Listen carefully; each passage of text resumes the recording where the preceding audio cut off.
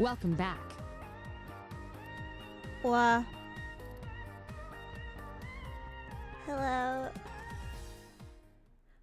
Konnichiwa. Hi Wolfie, hi Dallas, hi Mary, hi Lorenzo. How we doing? We're on this screen, which is the screen that I have when I don't know what I'm doing. Also, Lorenzo, who cares about schedules? Just stream whenever. Listen, if I did that, I would never stream at any time. Because listen, I am neurodivergent, and if I don't have a schedule, I will literally never stream. You don't understand. It'll constantly be, I'm not ready, I need to prepare something, I'll stream tomorrow, blah, blah, blah, blah, blah, blah, blah, blah. And it's not like I'm making excuses or I don't want to stream. It's literally that my brain just can't process it and it won't. Why can't I hear? I didn't put on the BGM. That's why I couldn't hear the BGM, because it's not here. It's also not on this scene. Why isn't the BGM on this scene? Get over here. That's the wrong one. Where is it? Get over here. There it is. Why weren't you on this scene? Get rid of that. Alright. Hi, Benjamin. Hi, Alex. How we doing? Okay. So, I had some ideas. So basically, Maxie is sick this week, by the way, in case you didn't know, because we're doing the Pokemon Mystery Dungeon tabletop role-playing game, and obviously that was going to be a weekly thing, but of course, the second week that we were going to do it, Maxie's sick, and so we can't do it. That's okay. Hopefully Maxie will be better soon. I think they did mention to me that they are getting better. Hang on. What did they say? Yeah, Maxies are taking care of themselves and they're getting better, but they're not up for it just yet.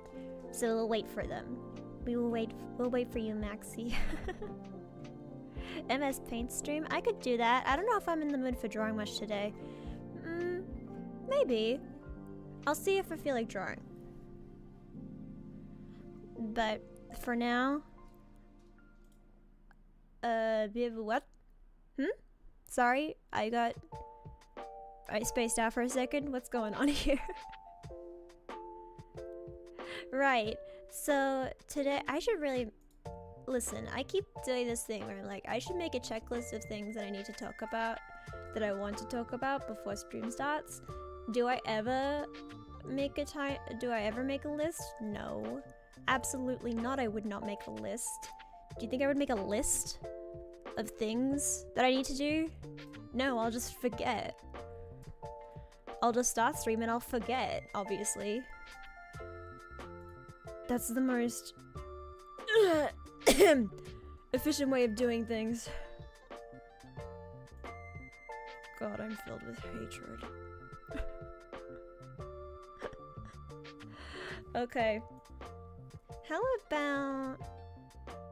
Okay, actually, let's talk about what else I'm doing this week first. Okay, so the day after tomorrow I'm doing my Angela's Fashion Fever because fuck you, I want to do Angela's Fashion Fever. And the day after that, return to Final Fantasy. I love to do that shit. And then on Saturday, we're just gonna be doing a drawing stream, probably drawing quests. I might draw some useful shit. My mom said that they enjoyed my asset making stream. Oh, the man who didn't like musicals? I've seen that, Wolfie. I really like that one. I watched it a couple times. And now you're gonna get that song stuck on my head. Fucking goddamn it. What was the song I had stuck on my head before stream? Oh, it was an off-book song. For those who don't know, Off Book, the improvised musical podcast, it's Zacharino and Jess McKenna, I think are their names. And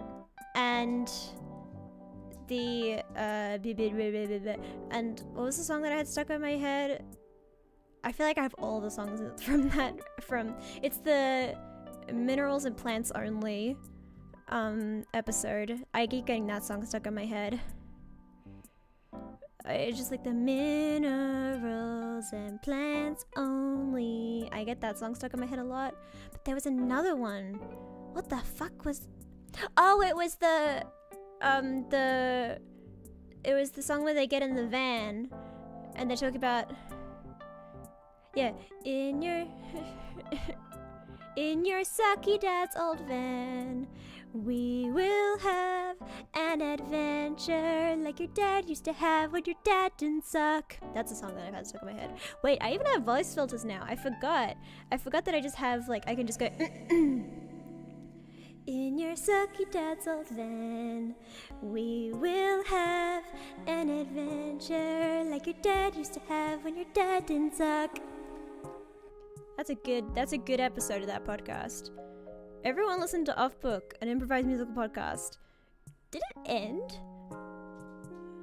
I remember they did a thing. Did it actually end? Did they go on hiatus? What are they doing? What's up with Off Book, the improvised musical podcast?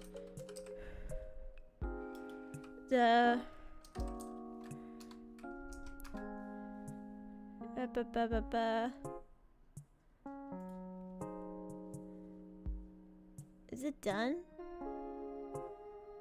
The narrowing. Do they still do it? I don't know. But yeah, I know the man who doesn't like musicals, like the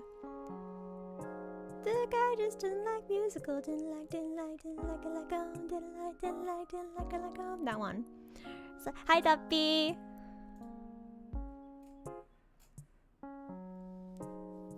Okay.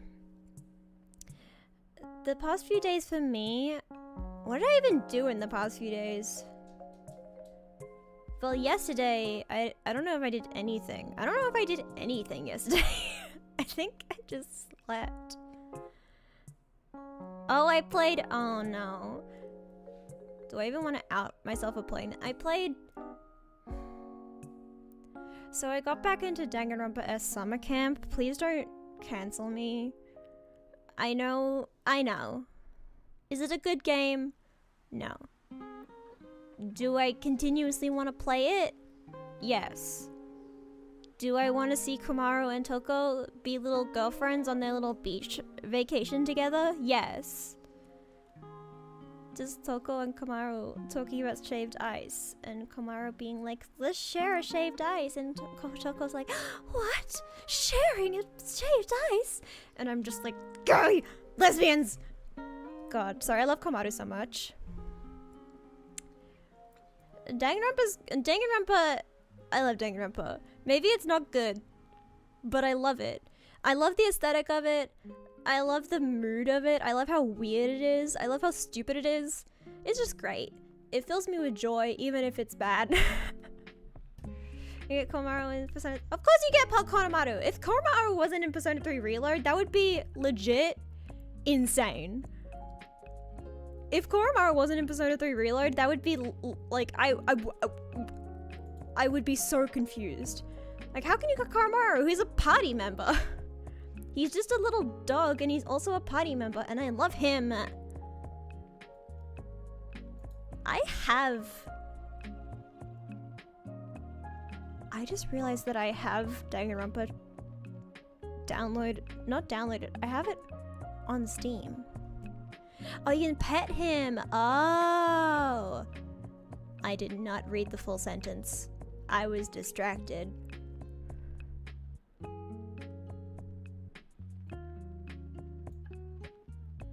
I don't care about the game being too easy. I just don't want to grind in nothing areas for forever. I preferred it being too easy to that. Whatever the fuck was going on in Persona 3, that was... Although I did like it that you could split up the party. I liked that mechanic, but it wasn't utilized properly. If splitting up the party had more benefits to you, I think I would like that a lot more. I liked that feature of Persona 3. I thought it was neat.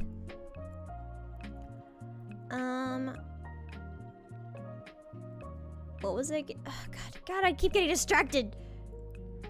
Right, I have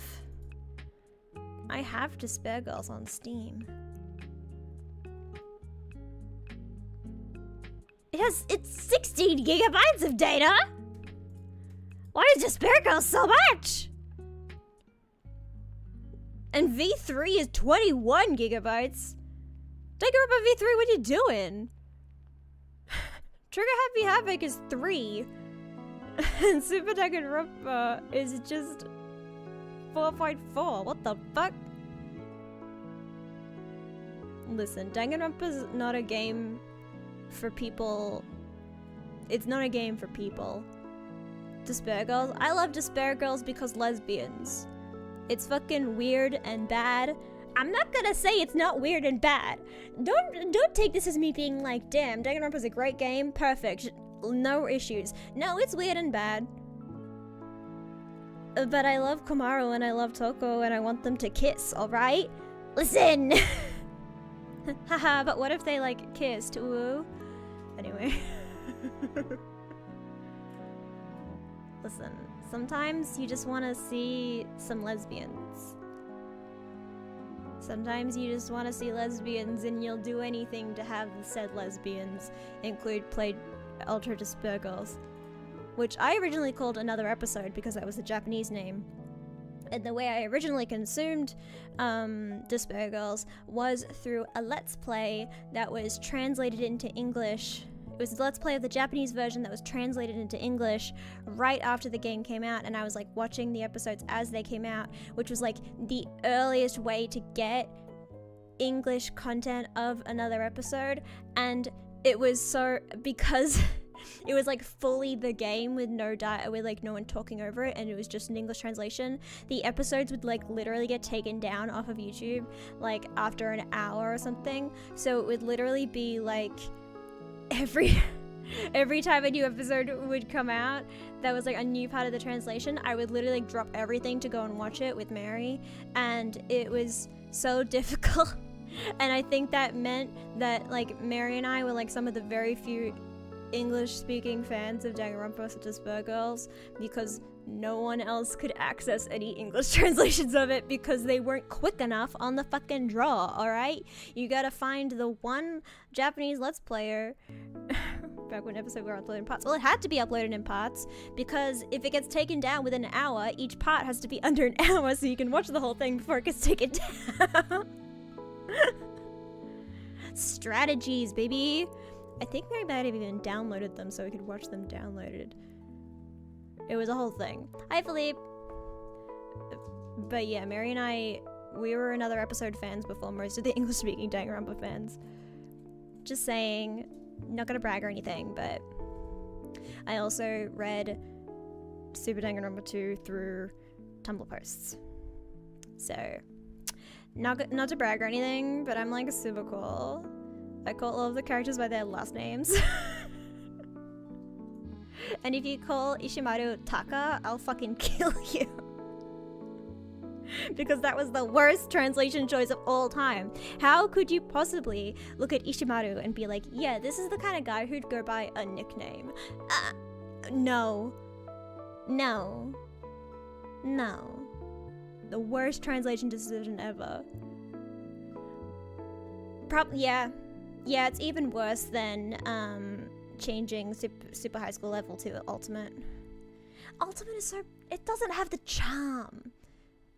Ultimate doesn't have the charm of super high school level. Especially since the English, like the fan subbing community already came up with a perfect literal translation that made sense. And then the official dubbers were like, no, it's too stupid and silly. And we were like, just let us have the stupid silly thing. Also, did they need to change Super Danganronpa 2 to Danganronpa 2 Goodbye Despair? Did they need to take the super out of it? Why'd they take the super out of it? The acronyms that I've always used my entire life was SDR2. What do you mean it's now DR2? Where'd the S go? Give me the S back. This is me going on my old Danganronpa fan rant. I'm just an old man shaking my cane at all the children who call Ishimaru Taka. Said charm was cute. I'm just Australian.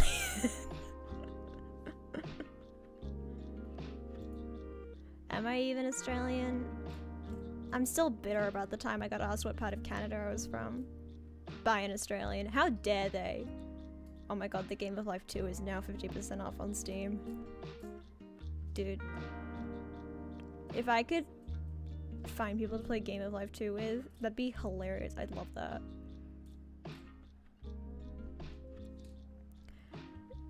You only found out about the super when you were looking at PSP ROMs? That's so sad. I'm so sorry.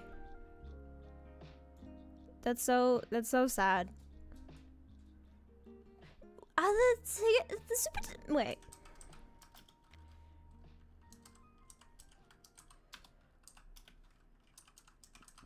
How do you... what did the...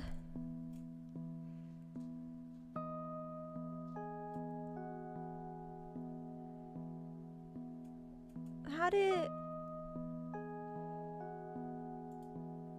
you find... Is there a way to still find the... Oh, is this it?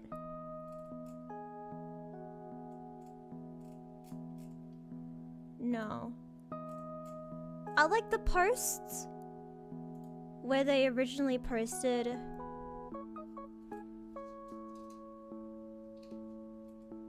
I want to know if like the original translation posts are still up somewhere.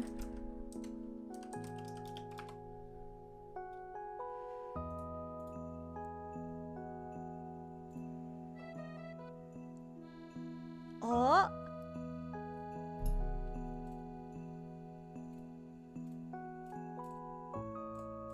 Wait.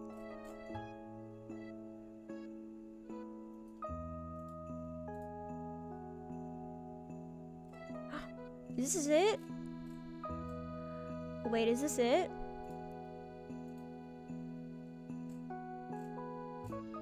Oh my god, is this it?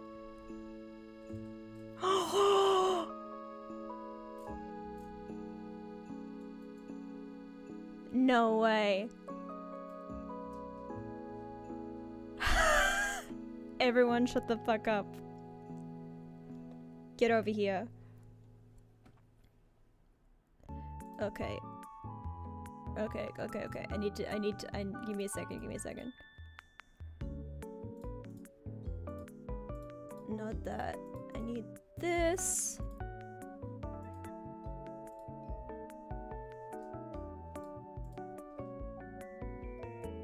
Guys. It's the original English translation of Super Danganronpa 2 on Something Awful. From 2008.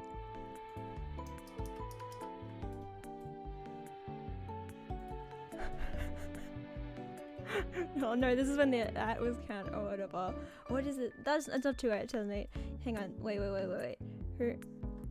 This is, so I think that's just when the person was made. This is from 2012.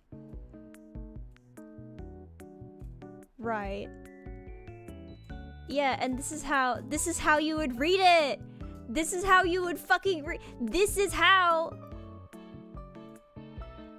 we read Super Danganronpa 2. This is how it was. Yeah, 2012. December 11, 2012. Okay, there we go. This is how we fucking consumed Super... When you were an English-speaking fan of Danganronpa in 2012, this is what it was fucking like. This is how you got into Super Danganronpa 2. Look, it says, "Hey, can you hear me?" And then it's like screenshots of everything with little icons and says, "Hey, are you alright?" Look, and then like the title screen, and then it has links to the videos and the music linked. This is how, before we had an official translation of the games, this is how it was. Oh, does it even have... Oh, it's gone! It's gone! Oh my god. It even has little facts? Oh my goodness.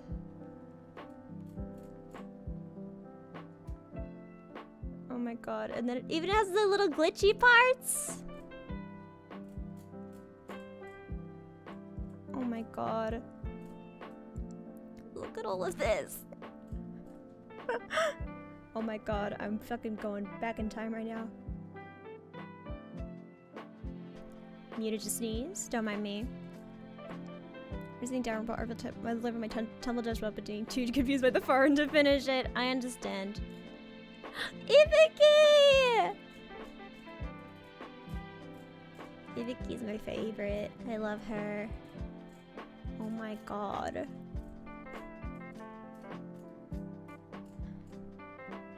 The fucking work we put into learning about Danganronpa, I swear to god. Don't okay boomer me. I was already into Homestuck. That was enough for me.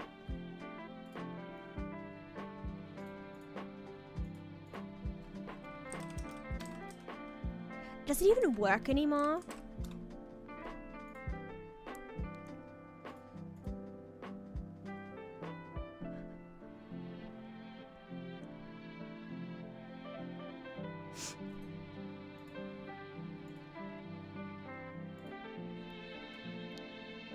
Listen, guys. Listen, alright? Hear me out. Like, hear me out.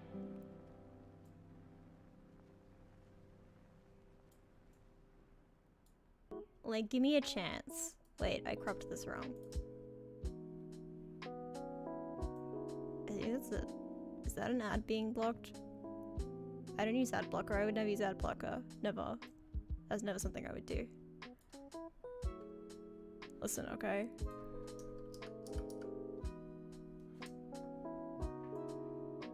Look, he's looking around. He's just a little guy.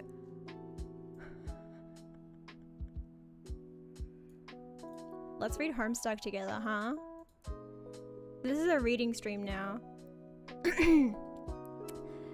A young man stands in his bedroom. It just so happens that today, the 13th of April, 2009, this is this young man's birthday. Though it was 13 years ago he was given life, it is only today that he will be given a name. What will the name of this young man be? I do know from Sarah Zed's videos that this website is apparently pretty broken since the death of Flash. It's also no longer MSPA Adventures. It's now just homestuck.com. Zeus Mel Poop Lord? Nah. John Egbert! This motherfucker. And this is when the decisions were guided by people in the forums. So your name is John. As was previously mentioned, it is your birthday. A number of cakes are scattered about your room. Remember when Homestuck fanfiction was written like this?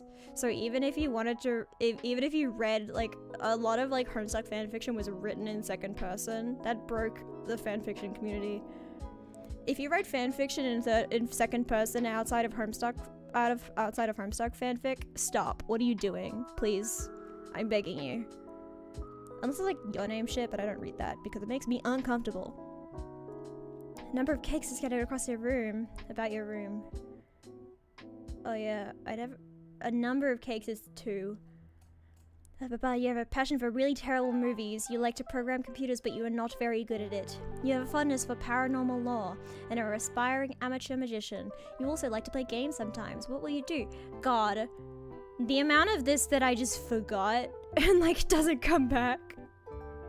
Like, how many people remember that John Egbert is an amateur magician? Who remembers that? Retrieve arms from drawer. Okay, your arms are in your magic chest, Poop Lord. Remove cake from magic chest. There we go. Out of sympathy for John's perceived lack of arms, you pick up the cake for him and put it on his bed. Quickly retrieve arms from magic chest. Oh! Okay, that's pretty funny.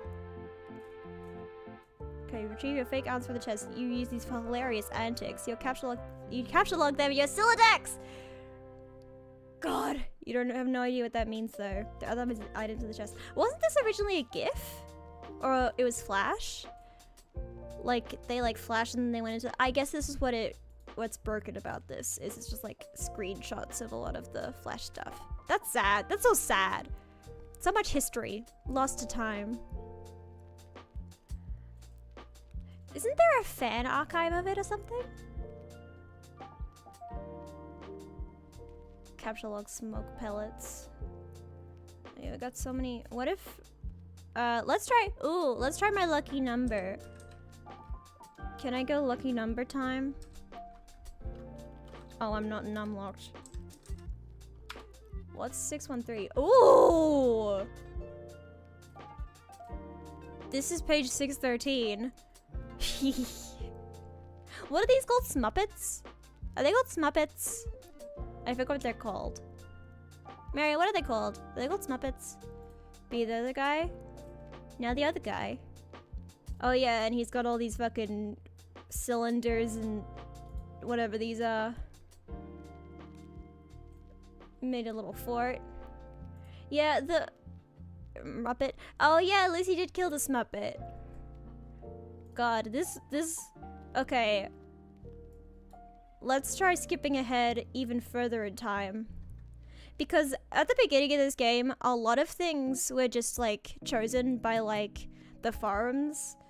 Like, Hussie would literally go into the forums and people would pick what the next action for the story would be, which meant that nothing fucking happened. So a lot of the beginning of Homestuck is just literally, like, the characters fucking around in their rooms. Let's go to page 1000. He's still fucking around. He's got a little thing of tape. Oh, Pestalog! It's Jade's birthday! Okay. Happy birthday, Jade. Yay, thank you, John. Ooh, okay, I got your present in the mail just on time. Plus, I said roses and days, too. Why do you guys' birthdays gotta be all bunched together like that? You're running me ragged. Hee, I know, but it's nice of you to think of us all like that. I can't wait for you to see what I got for you, I started a Jade voice. I don't want to spoil it or anything, but hopefully it will help you solve those problems you've been having lately. Mysterious wink. Oh, I have my blinks linked on my VTuber, so I can't link. I have them linked sometimes because it's okay. There we go. Now I can wink. Okay. Oh, the trolls! Mention of the trolls. Okay, let's go ahead another 1,000. There he is! Dude, there he is! There's this motherfucker. Okay, is this the beginning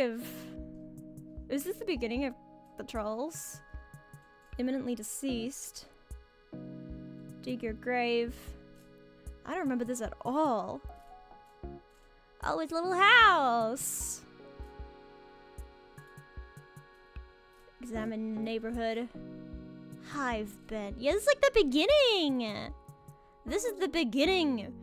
Okay, it's 2033 right now. Let's go to 2023. Oh no, get him out. Get him out. Get him out. Get him out of my sight. Let's go to 3000. Page 3000. Jade! Oh, Strife! Oh, it's a fucking YouTube upload. And I know that, like, apparently the official uploads of these scenes are, like, really bad quality. Like, there are better quality uploads of these from, like, fans, but for some reason the official uploads are really bad quality. I don't know if anyone knows why. Oh? Wait. Oh my god. Yeah, look how bad quality this is! Why is it so bad quality? I don't even remember what's happening in this part. She's just shooting a guy?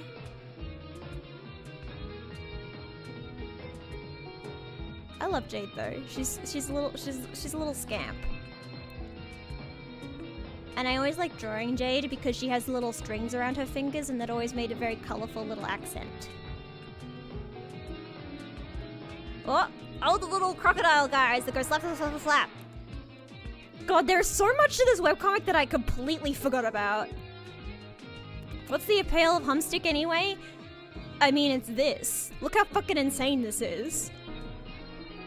Like, look at this little guy. He goes slap, slap, slap, slap. Isn't that great? I love that little guy. Look at this pretty island that they're on. I don't know, the appeal was always just that it was kind of... Oh, Dave, without his glasses, damn. Cursed image. Okay, he's got his glasses back on. But the appeal of Homestuck was that it was basically like... It was just a really interesting thing. And I don't think anyone's even done a project, like a media project like Homestuck since. I don't even think it's been recreated at all. Like, it's so unique and weird. The characters are really likable. Seems all over the place. That's kind of the appeal of it. It was kind of just anything you wanted it to be. It was like silly and weird, and it updated like every couple days until it didn't. So it was like a community of like people who were just like, you're just getting updates, hanging out. So like it was a lot easier to consume while it was coming out, because you would only have to consume like 1 to 5 pages at a time. Now that it's like thousands and thousands and thousands of pages and thousands of words, I feel like it wouldn't be fun to like get into Homestuck. But like when you were consuming it slowly over time, and you had like this whole community built around it, and like all the characters were so weird and silly, and there was like it's just like the imagery is cool. Everything's really cool about it. Oh, hi Sinmi. Oh, it's my stream. Generally, Homestuck was revolutionary for the webcomic genre and the internet culture as a whole. It was incredible. Like, Homestuck is genuinely incredibly interesting, and like, I don't know if we'll ever see anything like it again. It was like insane. Like, look at this. She's got a little frog. And it's like, if you were to ask me like, oh god, oh god, oh god, sorry fellas, sorry. God, where is it? Ah! I always forget about all the seizure warning stuff. Okay, you know what? I'm actually gonna put up a thing, because Hussey has a great art style, I think it looks beautiful the way he uses like strobing effects and GIFs to make like these really cool art pieces. But my god, I forgot about it, and I gotta put a fucking seizure warning on screen. Or at least a flashing lights thing. Oh wait, why am I doing this way when I could just copy one of my previous ones and then I don't have to redo any of the settings? Okay.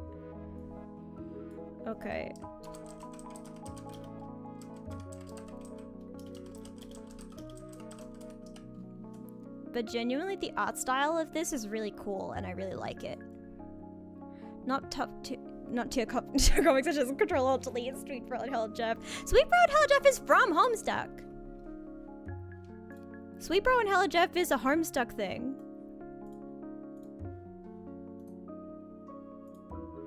I don't even know how I would find specific pages of certain things.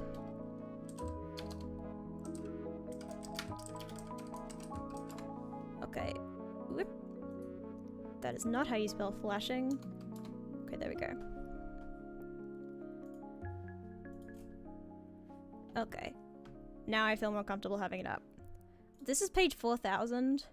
Is that Aradia? It's Aradia and Stulix, right? It feels different from Homestuck. It's because there are like comics within Homestuck. It's like a whole thing. Oh. Click the panels. Oh, yeah, this part still works! Oh, this still works! Hell yeah! It's been more edgier. I don't know, man. Homestuck's pretty fucking edgy. Oh, this panel of Aradia. I always loved this panel of Aradia. She's always really cool. Also call her Aradia. Let's go, page 5K, baby. What's on page 5K? Oh, we got some ancestors. All right, they're the alpha trolls, right? Are they the alpha trolls or the beta trolls? We got Minfa.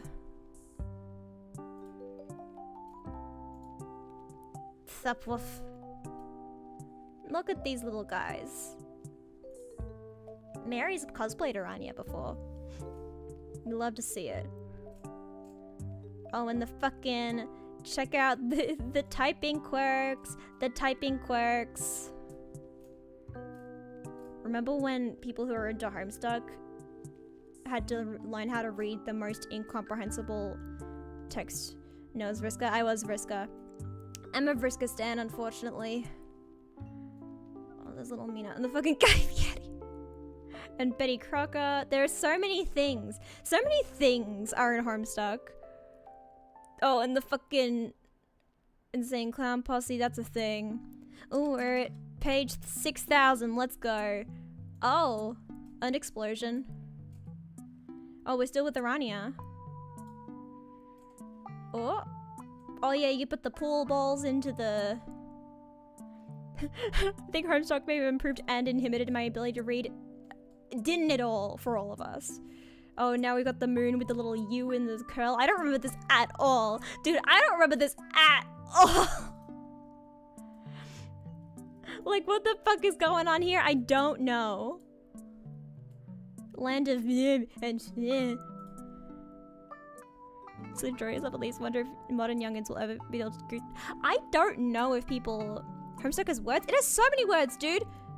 Check out this many words! There are words... There are literally chat logs like these. What are they called? A dialogue log. Oh, right, because there are dialogue logs and then there's pesta logs. Right. Oh, and the fucking leprechauns with the 9... the 9 ways of shipping them! I remember that!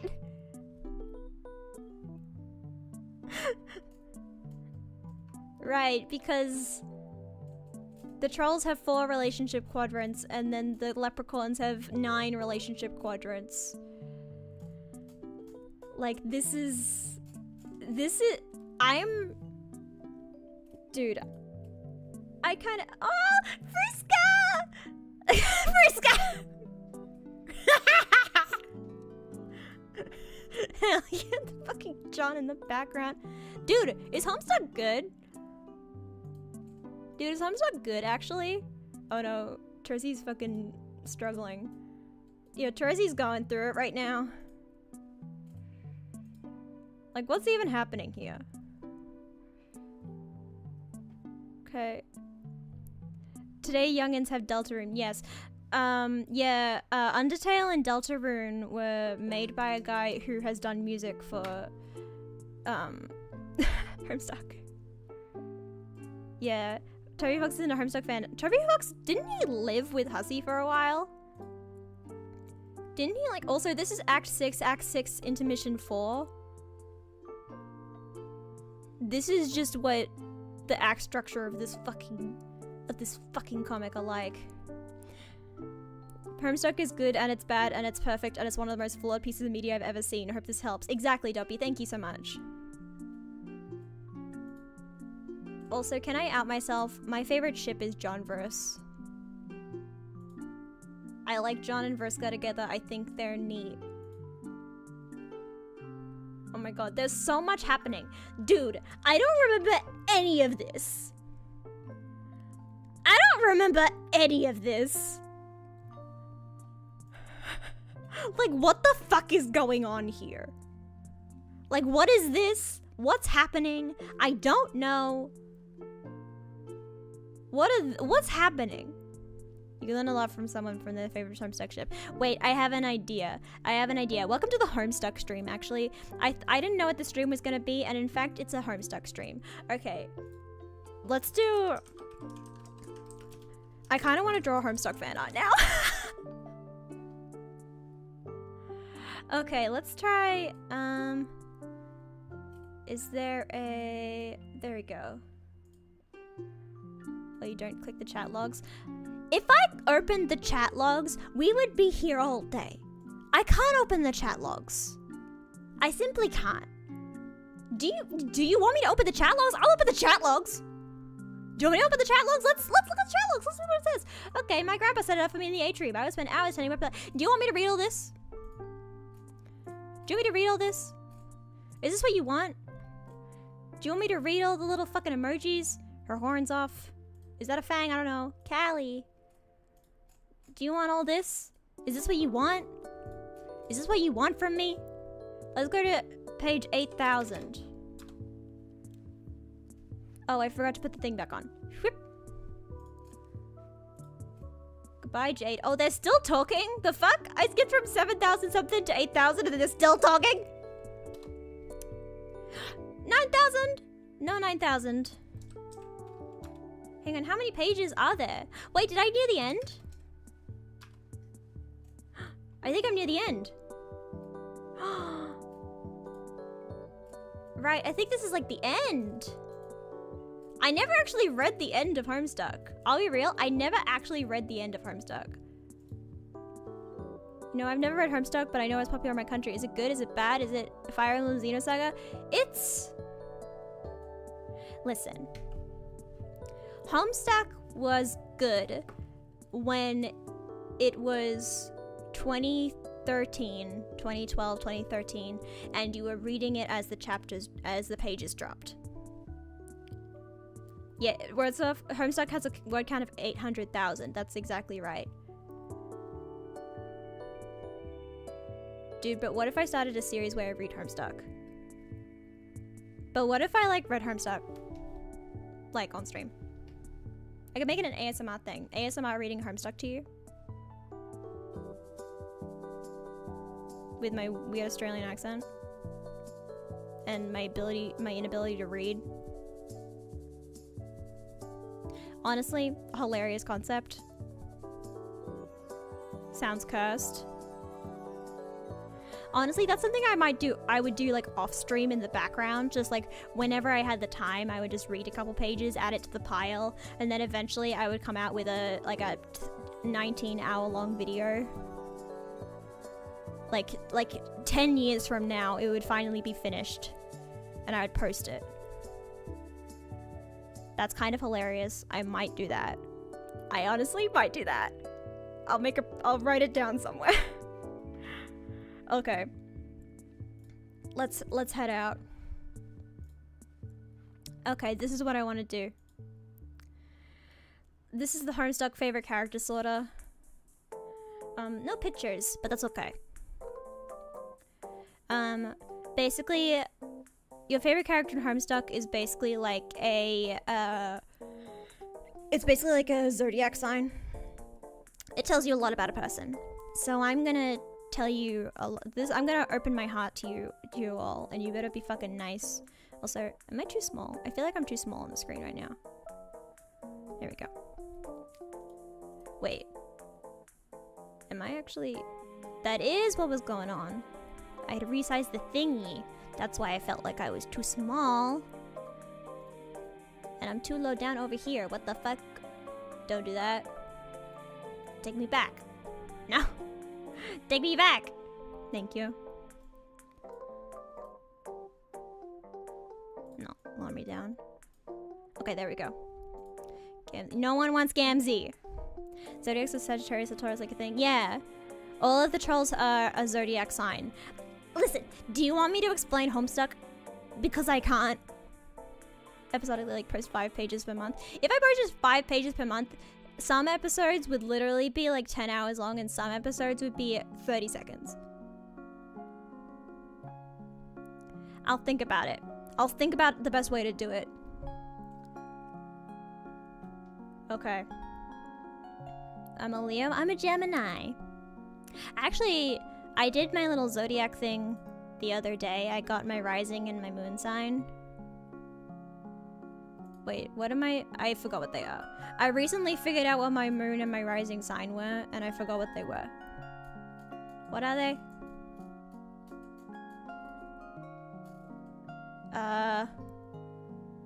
Oh, my rising is also Gemini, and my moon is a Scorpio. Okay. Aradia versus Equius. Equius, hot take. Fuck Equius. No one cares. Mituna, Eridan. Mituna, I don't remember anything about him. I don't care about Eridan, but I'll pick him because I remember him. Latula or Solix. Latula is one of those characters that we don't know much about, but Solix is boring, and Latula rides a skateboard. I'm gonna zoom in on this, actually. Zoom in, baby. Aimless Renegade, who even is that? No one remembers who that is. Jade Harley rules. Dave Sprite, Curlers. Hot take, don't remember the sprites at all. Like, I know technically the sprites are their own characters, but I don't remember anything about the sprites' individual characters beyond their connection to the things that they are sprites of. Yeah, I know Mary has a Dave Sprite tattoo. Curlers, I always thought cosplays of curlers were cool because I really liked the way people would do the stitches over the mouth. Like, some people would just paint them on, but some people would actually, like, glue thread to their mouths. And it was fucking wild. So they, like literally couldn't speak. It was pretty cool. But we don't know much about him, and he is related to Gamzee, so I'm gonna go Day Sprite. Who are these people? No one knows. Damara. Roxy! Who the fuck is Snowman? No one knows. See, the problem with Homestuck is there's also so many characters that some of them, I don't remember them even slightly. Who are they? Don't know. Calliope, Nepeta. Also, you're gonna find out how I pronounce all these characters' names. I'm sorry. None of them have, like, canonical pronunciations of their names, so you just kind of have to figure it out for yourself. Okay. Horace and Mulin. Kanaya and Lord English. Kanaya. Caliborn Terezi. Who the fuck is Windswept Questant? No one knows. Jane or Jake. Probably Jake. Carcat. Rose. Vriska. Jack Noir is the guy. Honestly, and I don't even remember Jade's Bright at all. I've gotten into real life arguments about Homestuck pronunciation. I'm not proud. Listen, we all have. Listen, we're all like this. Aradia. Equius always made me uncomfortable because of how sweaty he is. I didn't like how sweaty he was. It made me I didn't like it. Porum. Oh, Porum's sexy though. I remember that Porum's really sexy. There's nothing about Porum that I know personality-wise, but I know that she's sexy, and Equius makes me uncomfortable, so I think that wins. Fucking Lil Cal's on this list. I guess I like Aridin more than Lil Cal. Tuna. Okay, Kankri or Latula. I've cosplayed Kankri because I had the little styrofoam. Basically, the reason I cosplayed Kankri was because I had a mom who knitted things, so they could knit me a sweater. And then I found at like a $2 store little styrofoam cones that kind of looked like the right shape for Carcat horns, but I didn't want to be Carcat, so I decided to be Kankri instead. That's literally the only reason. But I like Latula more.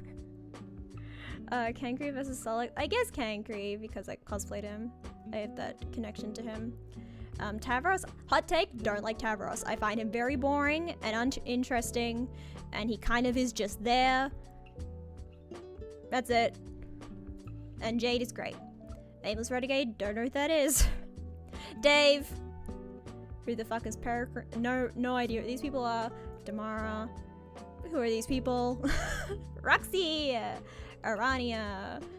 I guess Gamzee because I don't know who Snowman is. Mina or Nepeta. Calliope.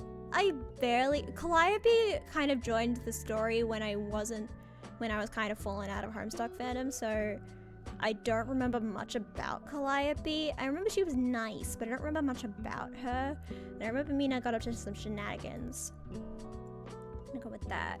Mulin. Horace. Horace was like Equius, but exactly the same.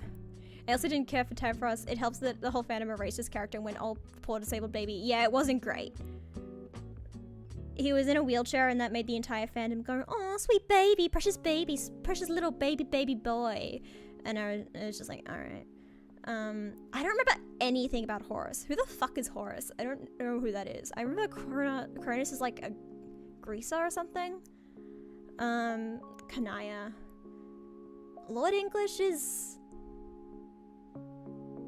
I don't know. What the hell's going on with Homestuck fandom? Listen, no one knows. Okay, John or Terezi. John is part of my favorite ship, but honestly I think I like Terezi more. John. Caliborn. Jake or Dirk. Obviously Dirk. Carcat. Who the fuck are these people? Rose. Rufio. Vriska. Pfeffery. Aradia. Parum. I guess I like Aridin more than Equius. I just really didn't like Equius. There's something about Equius that made me uncomfortable. I guess I'm liking more than Lil Cal though. Jade. Latula. Kankri, Solix, Dave, Dave Sprite, Kurlaws, Roxy, Damara or Arania? Probably Arania. Then Damara. I guess above Diamonds Drew, because who is that? No opinion. Okay. Nepeta, Mulin, Cronus, and Mina. Calliope, Kanaya, because she's gay. Everyone in Homestuck is gay. Terezi, John. Homestuck was also great for queer kids because it was like one of the only pieces of media that had like queer characters in it back in like 2013. Caliborn, I guess. I don't remember Lord English. Who the fuck is that? Is that Jade's grandpa? I don't remember. Dirk,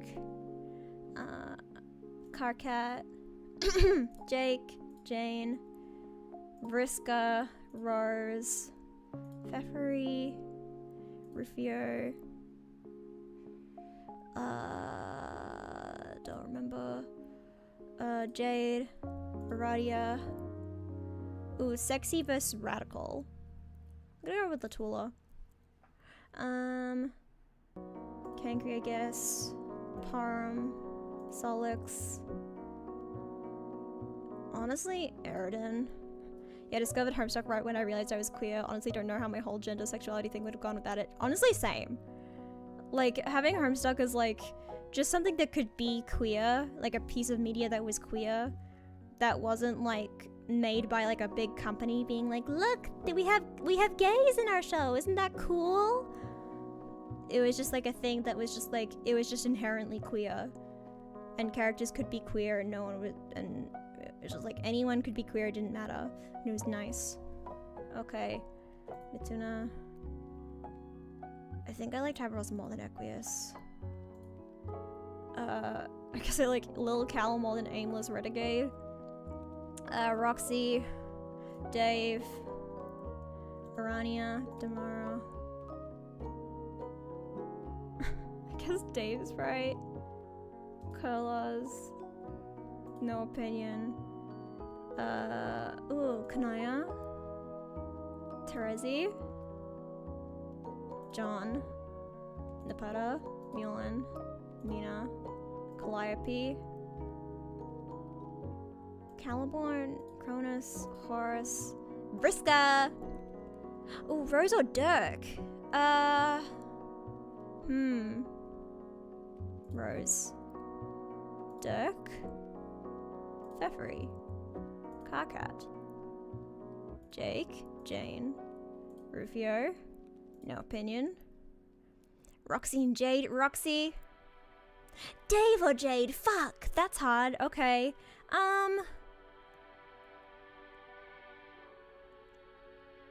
Oh no.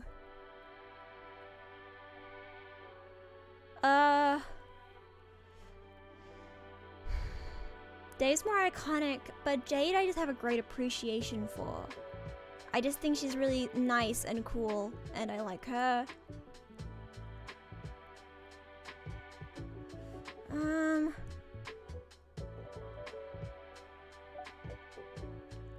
I'm gonna go... Ah, fuck. Fuck.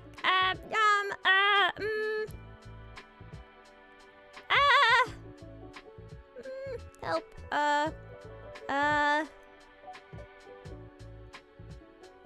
Oh no, this is how this is in my life. Why are it so close? It's so close.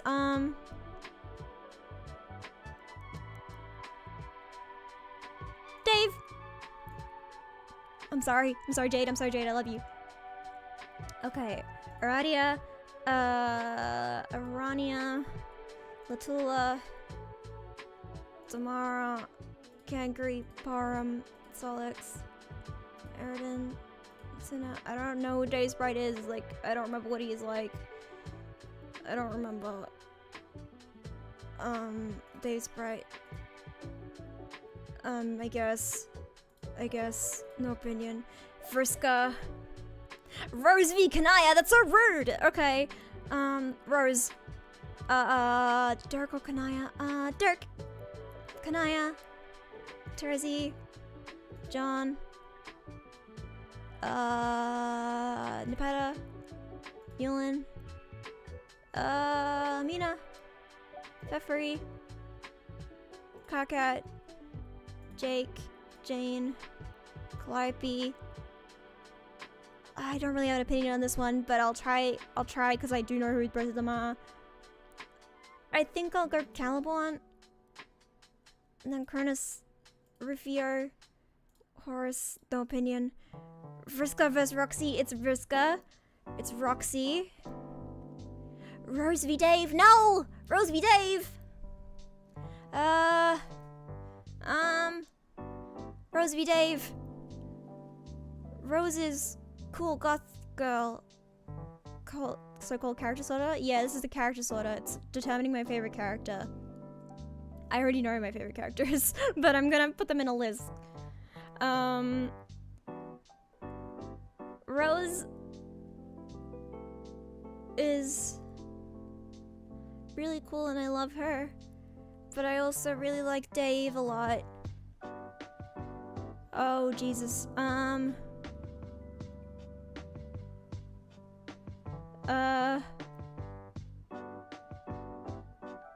Dave! And then Jade or Rose. Oh god, the three of them are so close. I love all three of them. Rose. Then Jade. Dirk. Kanaya. Terezi. John.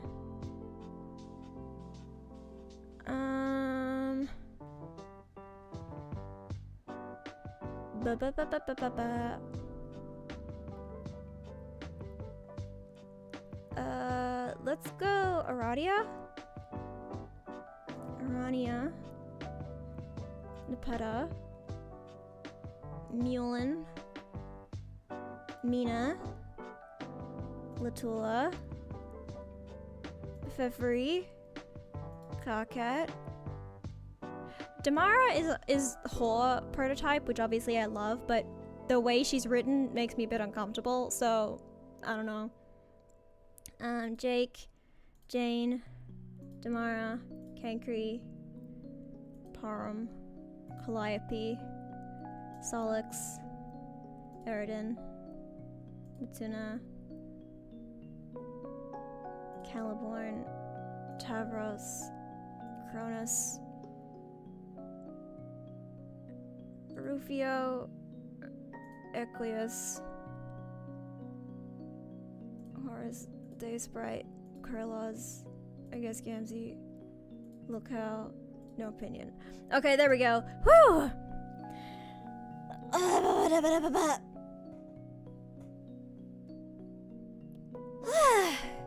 I like Damara just because I like the fanfics that write the OG trolls and the Dance Sisters as like siblings. Yeah, it was pretty good. Okay, number 1, Vriska, I knew that already. Number 2, Roxy, I also knew that already. Oh my god, Beta Kids taking spots 3, 4, and 5, okay. Ugh, Dave, Rose, and Jade. Then Dirk, then Kanaya. Kanaya's way higher than I thought, actually. Terezi, John, Aradia, Arania, Nepeta, Mulin, Mina, Latula, Pfeffery, Cockcat. I never was a Cockcat fan, I'm sorry. Jake, Jane, Damara, Kankri, Param, Calliope, Solix, Eridan, Matuna, Calibon, Tavros, Cronus, Rufio, Equius, Horus, Dave's right, Kurlas, and then Gamzee, then Locale, and then these motherfuckers I didn't remember. There we go.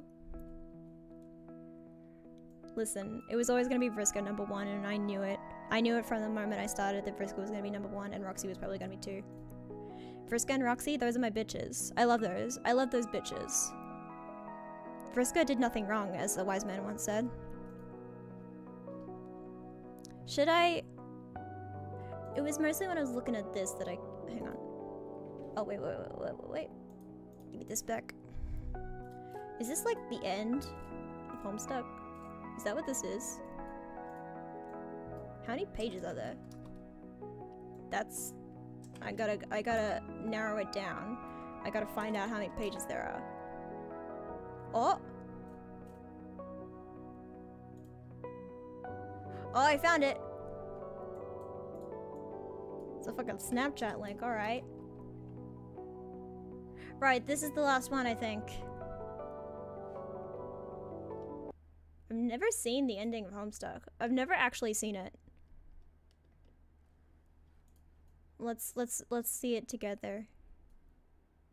Oh, is it just... Oh, it's just this part. Right. Hang on. Where's the actual one? This little curtain closes. There it is. Oh my god, why is it so zoomed in? Hang on, I can do it a different way. Hang on.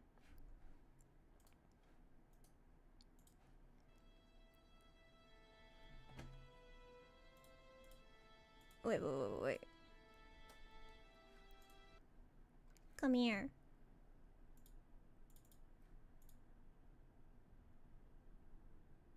Where is it?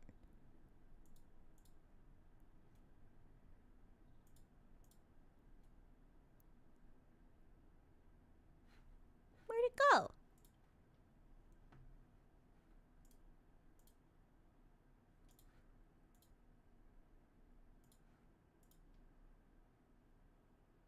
There we go.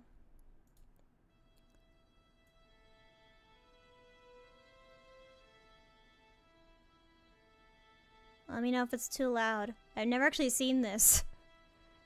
It's a whole fucking anime, dude.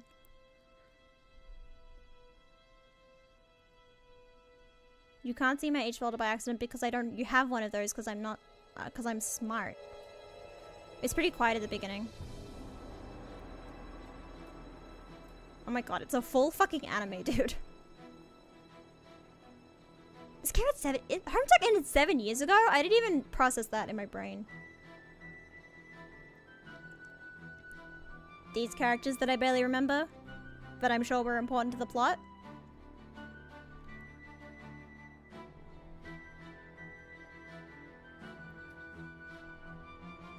Oh, look at Little John.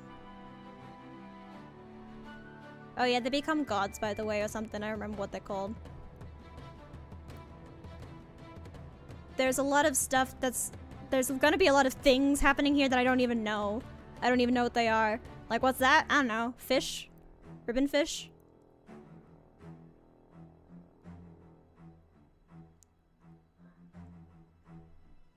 Just little fun ribbon fish. Tadpole? Oh, is it a sperm going into an egg? Is that what it's meant to be? But it's like a fish going into a planet. The universe is a frog. Right, the universe is a frog! I remember. The universe is a frog.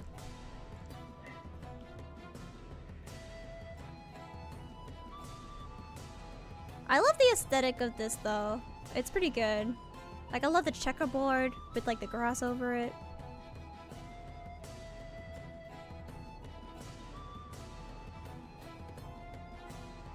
And it was a whole meme for a very long time that Homestuck was an anime. So the fact that the finale of Homestuck is like animated like this, pretty dope.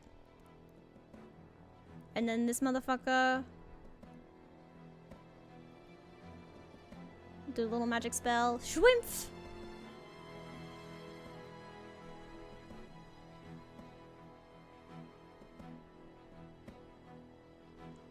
Pause. I need to remind everyone really quick that this is how this comic starts. Please remember that this is how this comic starts. Alright, now back to this. Frog. This is really good animation too.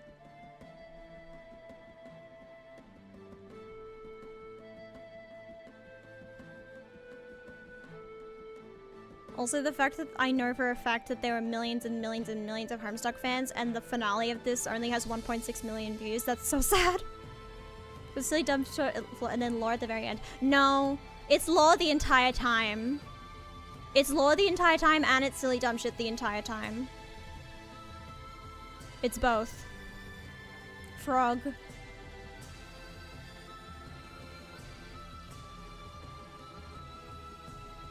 I love Terezi's a beta kid now. She's one of the gang.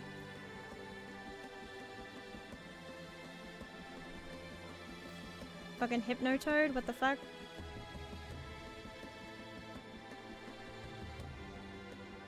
Don't Dave and Carcat end up being endgame? Isn't that our little endgame ship?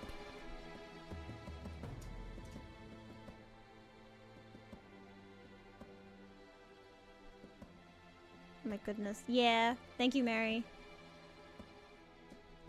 On the little sun that so many people have tattooed, I just know it.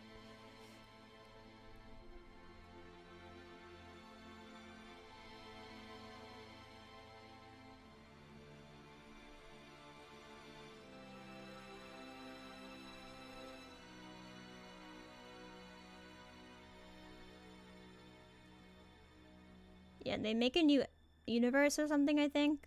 I think that was the goal of the video game that they're playing, is to make a new universe. Oh, and then Caliborn's like old John Egbert. Not John Egbert. And Caliborn's all fucking gone freaks. I'm sorry. Oh my god, there they go. There's my queen. Those are all the characters in Homestuck. All of them there.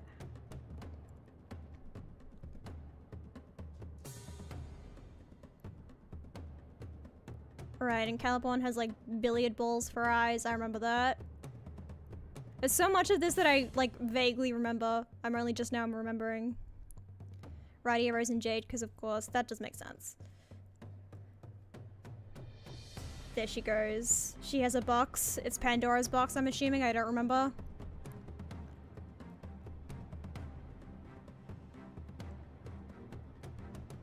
Right, there's the time and the thingy. Break the time, I guess. Vriska just has a big box. I don't remember at all. I don't know what's going on. But Vriska, go for it.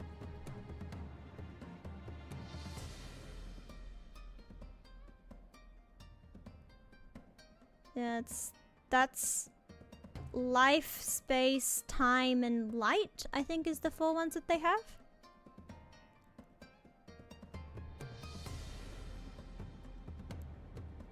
Who the fuck animated this? This is incredible.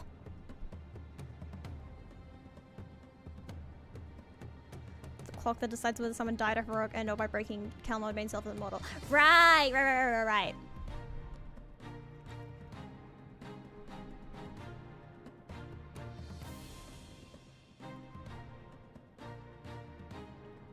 There's little Aradia. There she goes. I also forget that Jake has little underoos.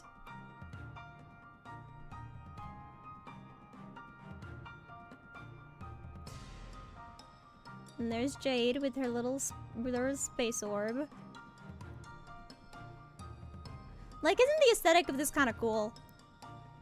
You can see why people are into this. It's pretty cool. It inspired me to get into art a lot.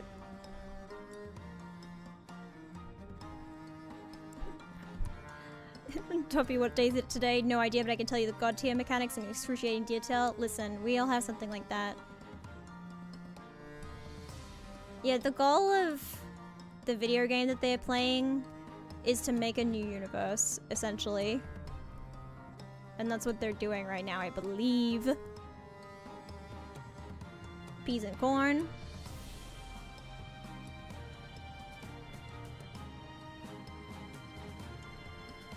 Got a little Cancity. Oh, look at him go. Look at Roxy! I love Roxy. Thanks for playing. Oh, and Kanaya and Rose being little gays. Did Kanaya and Rose end up being endgame too? they stay together the entire time, right? They're a pretty early game ship, and I think they stay together like the entire time. And they make a new little world. Yeah, they had a kid. They had a kid?!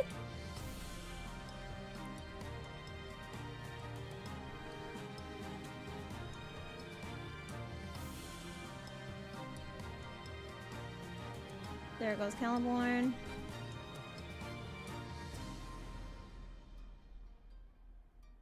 In the epilogue novel, oh my god. Right, there are tons of, like, there's like a bunch of post-Homestuck stuff that came out. And nobody read it. Except Mary, I think. But isn't that nice? Yeah, and the music from this was by Clockpal and Toby Fox, creator of Undertale. Toby Fox definitely took inspiration from Homestuck. He worked on Homestuck. This is why the creator of Homestuck went insane. Listen, the creator of Homestuck has always been kind of insane. He didn't go insane. He was always a bit... Actually, I think... What pronouns does Hussey use now? Wait, I remember at some point... Wait, at some point, I know that Hussey... In Sarah Zed's video, Sarah uses they pronouns for them. They use any pronouns. Okay. I remember that Hussey changed the pronouns at some point, and I couldn't remember what they were, what they changed to. But yeah, welcome to fucking Homestuck, dude. This is just how it is. It'd just be like that sometimes, you know what I mean? There's just a lot going on all the time. And Act 6, I think, is like the majority of the webcomic. How long is Act 6? Comic God's a very anime protagonist with glasses, creating universe. Exactly. No, the whole thing is, they're playing a video game called Spurb, which is like Sims, but in real life. And through the mechanics of the game, they end up realizing that their copy of Spurb will never create a new universe because of the way RNG works or something. So they end up having to restart the game. And then they find out that the trolls were originally people... It's Spurb, it's like Suburb, but without the first U. And then that's when the trolls come in, and then we find out that the goal of the game is to create a universe, and that the trolls finished their game already, and that's how they created the world that we started in. So they're like the gods of our world, because they created our universe. They created the Beta Kids universe using their copy of Spurb, and that's why we have zodiac signs as stars in the sky, because, yeah, that's what, because those are the symbols on the trolls' shirts. And then, so they restart, and then a whole thing happens, and there's like a bunch of issues, and then they have to all come together with their parents that are also their children. They're kind of stuck in a loop, it's okay. And they need to create a new universe, which is what they do at the end, I believe. Which is what we saw then, which was the frog. Is that what Homestuck is? Someone give me a plot summary of Homestuck. Hang on. Give me... Who's written a plot summary of Homestuck? Oh, Lord English is the big guy, right? Okay. Oh my god, the Wikipedia synopsis of Homestuck is so long. Okay, let's have a look at the Wikipedia synopsis of Homestuck. Let's go. Okay, in 2009, on 13-year-old John Edberg's birthday, he received a beta copy of an upcoming computer game, Spurb. Installing the game on his computer triggers a real-life meteor storm, which he survives only by being transported to a place called the Medium. John's friends Rose Lalonde, Dave Strider, and Jade Harley join him in the game along with their guardians, and they learn that playing the game has inadvertently triggered the destruction of Earth and that they must beat Suburb to create a new universe. Right. Okay, John and his friends are attacked by a ruthless villain known as Jack Noir whilst exploring the medium. As this is ongoing, John and his friends are also harassed by a group of 12 internet trolls whose own session of Spurred was a failure. Right, there's a failure that they blamed the kids for. Among them, Karkat Vantis, Kanaya Mariam, Trozy Pyrup, and Vriska Circuit each develop a relationship with the 4 humans, and the trolls are revealed to be an alien species simply called trolls. The narrative shifts to a side story arc about the trolls and the specific sequence of events that led this group to play their own session of the game. Right, Act 5 is a prequel to the first part. Hi Tony, welcome. I'm doing something. The group and the Troll Society as a whole is manipulated by the enigmatic Doc Scratch, who serves as an even more mysterious master. The trolls win their session and a new universe, the universe the kids inhabit. Yes, the trolls win their session and a new universe, the universe the kids inhabit, is created. Before they can claim their prize, they are attacked by Jack Noir and forced into hiding, where they begin to troll the kids via a trap program. Okay. Returning to the present, the 2 species cooperate to salvage the kids' game session. However, Vriska sabotages key events, which results in the kids accidentally empowering Jack Noir from a simple adversary to a seemingly invincible monster. Rising tensions amongst the trolls eventually boil over, and some begin to attack and kill others. Almost half the group, including Vriska, dies before Karkat manages to restore order. From Doc Scratch, the kids learn about a game mechanism called Scratch that allows the humans to reset the session to escape Jack, but will also inadvertently summon Lord English. Doc Scratch's master, who seeks dominion over all of reality. Executing the Scratch resets the kids' universe, and versions of themselves become guardians to a new group of players who are versions of their own ancestors. As a result, John's late grandmother, Jane Crocker, is 15 years old and the protagonist of the new arc. She leads her 3 friends, Roxy Roland, Dirk Strider, and Jake English. The mother, brother, and grandfather of Rose, Dave, and Jade, respectively, through their own session of the game. While the original humans and surviving trolls journey through dimensions to the new post-Scratch session over the course of 3 years. The post-Scratch version of Earth quickly becomes dominated by the Condess, I forgot how to pronounce that. The sinister former troll empress now in service to Lord English. In lieu of trolls, the 4 post-Scratch kids interact online with 2 alien cherubs, the siblings Calliope and Caliborn. While Calliope becomes a fast friend of the group, Caliborn resents their camaraderie and is highly antagonistic towards them.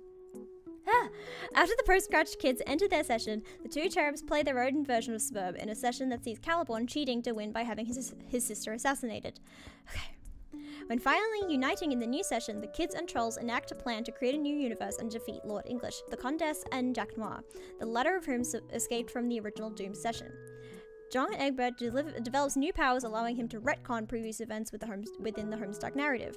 In the ensuing conflict, only John, Roxy, Dirk, and one of the trolls, Terezi, survive. With Terezi's guidance, John retcons key events in the narrative, most notably Vriska's death, setting up a timeline with a clear path to victory. In the retcon narrative, the kids and trolls defeat their enemies in a giant battle and create a new universe. The comic ends with Lord English fighting an army led by Vriska, Caliborn becoming Lord English after gaining unconditional immortality, and the remaining living heroes about to enter their newly created universe.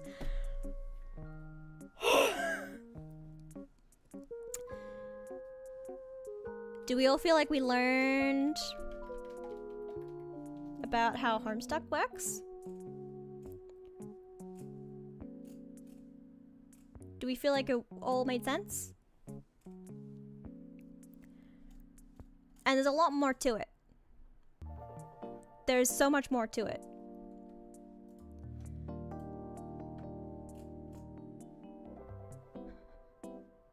Like, there's so much. I learned a little bit. You're welcome. Brain's so big now, I've learned so much. It's a whole thing. That's just the plot. There are a lot of additional things that aren't the plot. This is the Homestuck stream. Why is this the Homestuck stream now?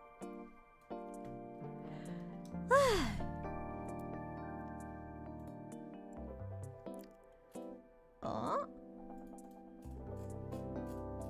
Oh my goodness. A recap of the first year of Homestuck. It's so long! Dude, it's so long. I'm going now. See you later. See you, Lorenzo. guys.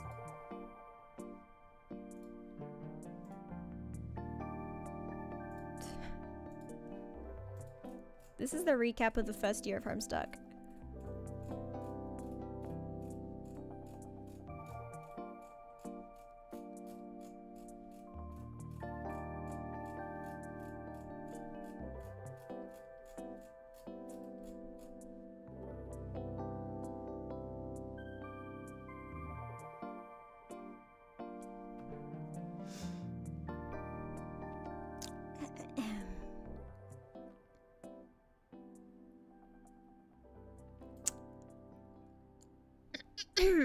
Excuse me.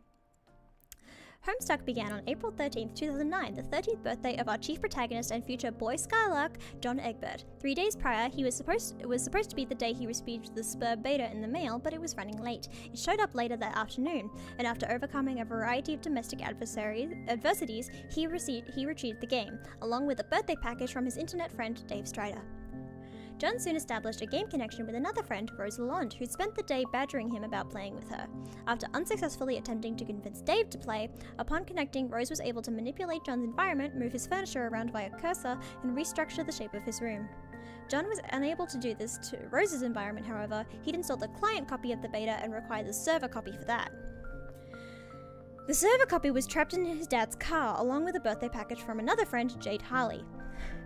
Jade messaged John inquiring about the package. As of this moment, neither her package nor the server copy has been recovered by John. Rose had also prepared a package for John, but had not mailed it yet. It still sits in her room. Dave's package contained the authentic stuffed bunny from Con Air. In addition to allowing Rose to control John's environment, Spur provided an array of devices Rose deployed throughout John's house. These devices used together provided a system by which the players could manufacture any item, using the code on the back of the item's capture log card if they gathered enough grist to pay for it. Later, they would learn to combine item codes to master the art of punch card alchemy, where items could be fused together in purpose and design. Also, I think these links actually link to pages where they do these things. Yeah. So yeah, combined glasses and PDA, and then he made like PDA glasses and design, and then he made a cool outfit. That was pretty cool, honestly. Yeah. Yeah. So manufacture totem card with a random code, you create a rocket pack. Yeah. It was a whole thing. Yeah. Right, devices. Yeah, here are the devices. It was a whole thing, guys. You have no idea how much it was a total thing. Okay. Before he entered the medium, though, John and Rose prototyped his Colonel sprite with a large Harlequin doll his dad got him for his birthday, transforming the sprite to bear its likeness, including the ways the doll was disfigured via earlier hijinks. It had slashed eye in one arm, and so too did the sprite. When John entered the medium, the sprite's kernel hatched, thus imbuing all the enemies John and his friends would face with the properties of the sprite. The lesser adversaries John faced with first, Shale, Imps, all were Harlequin grubs. Yes. Yeah, they all look like this. And they play music that you can't hear because I have the browser muted. Okay. They became more powerful and more radically mutated with each successive pre-medium prototyping. Yes, one of my favorite parts of being in the Homestuck fan was seeing people cosplay all the different outfits as they were released. I know, every single thing in Homestuck has been cosplayed. Okay, after entering the medium, John's dad was kidnapped by imps, right? Entering the medium, that was... Yeah, you went into the medium, you had an apple. There was a sprite. A bunch of clowns. Hang on, I'll unmute this. So you can hear the heartbeat. Mysterious heartbeat. Oh yeah, that's the bunny from Con Air. Got a Mac and Me poster on his wall. Little guy hiding under there. That's his dad, who is also Jake. Yes, Jake. Jake? Is he Jake? I don't remember. I don't remember how the family tree works. And now they're in the medium. And it looks like this. Pretty cool, right? Pretty cool and normal? Jake is Jade's grandpa. Right. Who is John's dad? Jane is John's grandma. I don't remember who John's dad is. Anyway, John's dad was kidnapped by imps while John was looking for him. He accidentally prototyped the sprite with his grandmother's ashes, transforming it again. This prototyping had no effect on the enemy since he was already in the medium and the kernel had already hatched. Instead, the only sprite was affected and it took on the appearance, personality, and memories of his grandmother, becoming Nana Sprite. John's dad's dad hopes his help. Thank you so much, Duppy. I love this comic. he's just dad. A game supplied, albeit customized guide for John. She explained the aspects of the game about Skya residing at the center of the medium beyond the 7 gates floating directly above his house, and about an eternal timeless war fought between dark and light, one that light was always destined to lose. Rose, who'd been having frequent internet connection issues, lost her connection as she tried to lift John's car to retrieve the game and the package. The car fell into the abyss below. A storm caused her house to lose power along with its wireless internet connection. Her laptop was able to run on battery power for a time while she tapped into the wireless signal from the laboratory next door. When her laptop ran out of power, she had to overcome more family strife and endure a gift pony in the process, go outside in the rain and plug it into the small generator outside the mausoleum of her dead cat, Jasper's. There already is a Homestuck game and we do not speak of it. She continued her session with John inside the mausoleum while the meteor sparked forest fire surrounding her house grew more intense. From the house, Rose's mom opened a secret passage in the mausoleum to help her escape. The passage led to the lab next door where Rose found a stable, portable source of power and the internet for her computer. She also found a terminal projecting the impact times and locations for the millions of meteors presently bombarding the planet, along with all other live sessions of other players around the world. She also found a little girl's room, a mutant kitten she named Vodka Mutini, and a cloning machine, operating through the science of ectobiology. Its terminal was locked to a cat Jasper's at whatever point in his life with the user specified. Yes, Mary did work on the Homestuck game. She attempted to purify Jasper's from a moment in her early childhood before he whispered a secret to her, but doing so would have caused a paradox, so it paradoxified a pile of slime instead. The machine used the slime to create a fetal paradox clone of Jasper's in a glass tube. I don't remember that at all. What the fuck? Oh, he's just a little guy. It's just a little guy, that's okay. On the monitor, Jasper's then told young Rose the secret, then vanished, only to show up dead weeks later and put in the mausoleum for use until the present. Rose left the laboratory moments before it was destroyed by a meteor impact. She transportalized back to her mom's room, proceeded to her room to wait for Dave to connect with her and rescue her from the imminent impact. Dave was charged with acquiring his bro's copy of the game to help Rose. Earlier, he had lost his copy of the game to a mishap involving a crow. It flew in his window, seized the game, and Dave accidentally impaled it with a sword, sending the crow and the game out the window onto a landing far below his apartment. He searched his bro's room, unable to find it, was briefly shadowed by Lil Cal, and then found a note beckoning him to meet on the roof for a confrontation. Dave and his bro dueled on the roof extensively, and Dave was thoroughly bested. Upon defeating Dave, his bro dropped the copies of the game and flew off on his rocket board into the sky. Dave used the copies to connect with Rose and quickly deployed the devices while her house was on fire, surrounded by flaming tornadoes, and then minutes away from being destroyed by a meteor. Rose prototyped her kernel sprite with Jasper's, specifically to understand the meaning of the secret he whispered to her years ago. She was advised to do this by Jade, who told her about the game in the first place. Dave then prototyped the kernel sprite again with the tentacled princess doll given to Rose on her birthday by her mom. Both of these prototypings would have an effect on the enemies once Rose entered the medium and the kernel hatched. Rose used the alchemimeter to recreate the special item for her, a purple wine bottle, which she needed to break to enter. She eventually did, transporting her house just before the meteor collided. The meteor left a crater. Over time, at the site of impact, a large white structure that looked like a wine bottle grew there, and the crater filled up with sand as the climate of the post-apocalyptic Earth gradually changed. The cork of that bottle was a large metal cylinder with an interior much like an advanced science station, with a variety of devices and monitors inside. 413 years after the meteor impact, the wayward vagabond walked through the desert and discovered the station inside. He found canned rations of Firefly, he named Serenity, and a purifier, and 4 monitors hooked up to a keyboard. Right. So it was like a whole thing. On one of the monitors was John, just after he'd entered the medium. WV could type commands to John directly, much as the readers of the story could type commands for the characters to follow. Most of John's actions upon entering the medium were authored by WV, until he became preoccupied with the other activities such as building a town out of cans, playing chess with cans, and drawing chalk murals depicting the cosmological arrangement of Skya, the medium, and the light and dark planets known as Prospect and Durst, and the 4 planets that kids would each occupy upon entering the game, called the Land of Wind and Shade, John, the Land of Light and Rain, Rose, the Land of Heat and Clockwork, Dave, and Jade's planet, which is yet to be seen.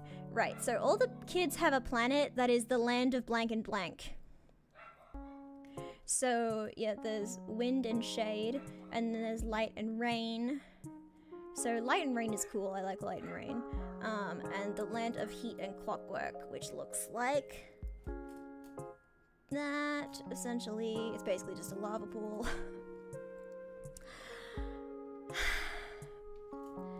Okay, he also activated a countdown in the station which caused it to blast out of the crater and fly to a designated home coordinates. Along the way, it passed over the sand-filled crater that was the impact site for John's meteor on the other side of the continent. John's meteor had caused a giant white tree to grow in the center. The tree grew an apple-like station from a branch which fell into the sand. This comic is insane. The peregrine medicant found the station after WV flew overhead. PM activated her station's homing feature as well, which caused it to fly to the same destination. Along the way, she used a terminal to attempt to command Jade, who from the perspective of the terminal had just arrived in the medium. This caused the terminal to explode for unknown reasons, leaving a hole in the station. One of the station's robotic worms recovered one of PM's falling mailboxes, and she befriended it after earlier slaying another one with her black Regisword. WV landed at the site of the ancient frog ruins across the now dried up Pacific Ocean. The site was once the island where Jade lived, but nothing of the island remained except for the ruins. The mountain her house was on, and the volcano next to it were replaced by a large empty chasm.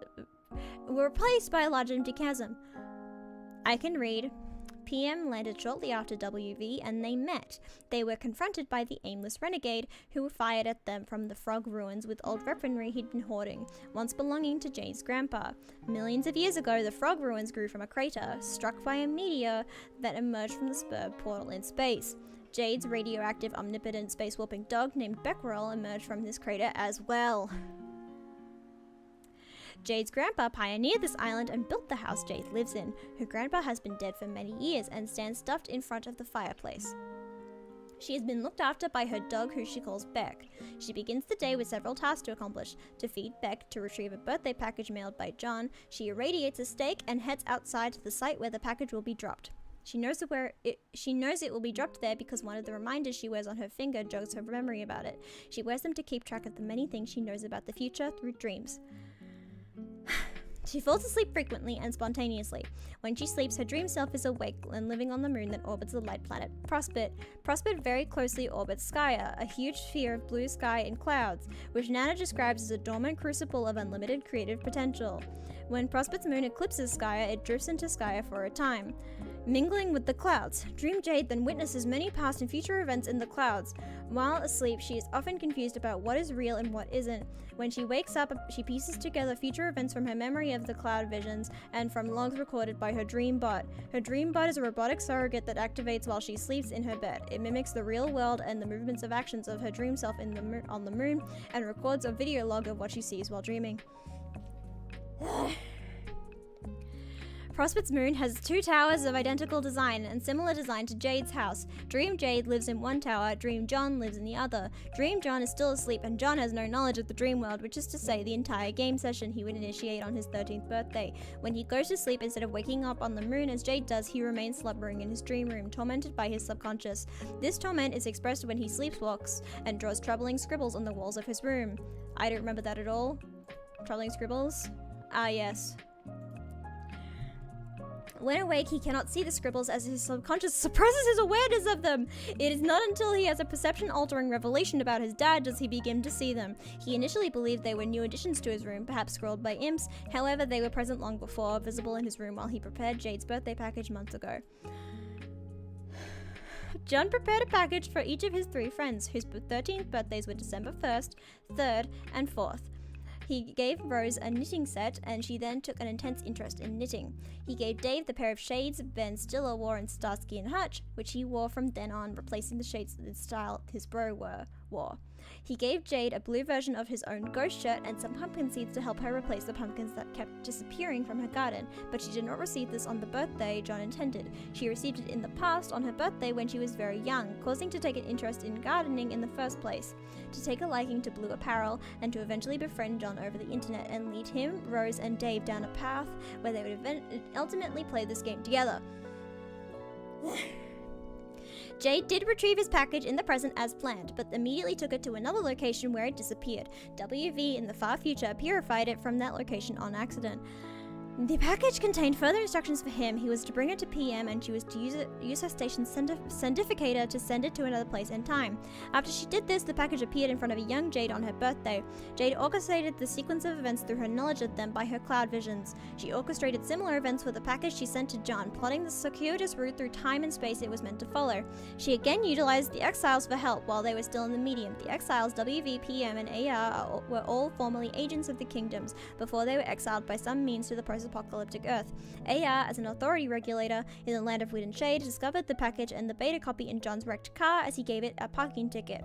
PM worked as a parcel mistress, recognized the package from a correspondence she had with Jade on Prospect some time ago, and recalled it must be delivered to John. AR would not relinquish the package, though he did give her the beta, which she delivered into a Pixis to satisfy the carved request on the mini tablet. John carved this tablet at the request of PM through the command terminal in the future. AR brought the package to Durst, where it ultimately ran up on the desk of Jack Noir. Jack is the Archagent of the Dark Kingdom, charged with overseeing affairs through his office's fenestrated wall portals and processing paperwork. He is forced to wear a silly garment in keeping with prototyping themes by the Black Queen, an order he resentfully complies with. He oversaw the imprisonment of John's dad, who broke loose on multiple occasions. When Jack went to handle it personally, John's dad set Jack's hat on fire in a surly act of gratitude. He released the prisoner. John's dad fled to the land of Wind and Shade, fought large monsters, got his hat dirty, and lost a shoe. He then carved tablet requests for new ones, which John filled via Pixis, unaware of who requested them. I need to drink some water. Excuse me.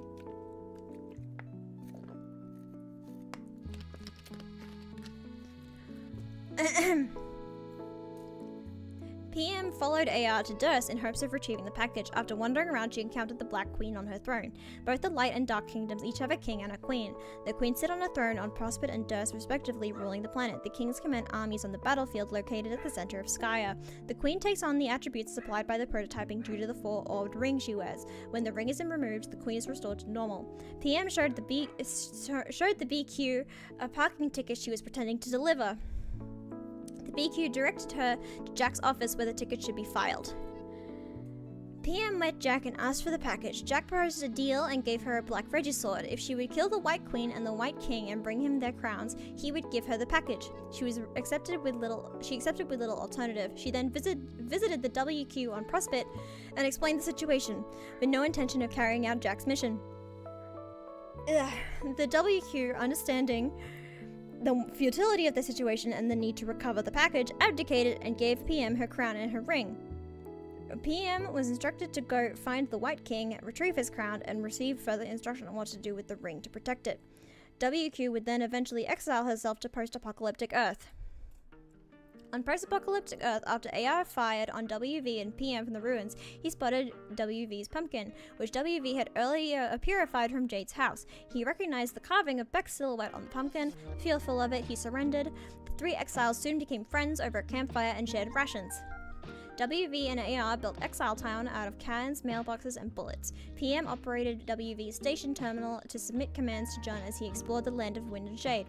In the sky, another station teleported and fell to the ground. It was shaped like an egg and originated from Dave's meteor impact site. In correspondence with the egg-shaped item he would use to enter the medium, emerging from the station was the whip search Crescent, formerly the White Queen.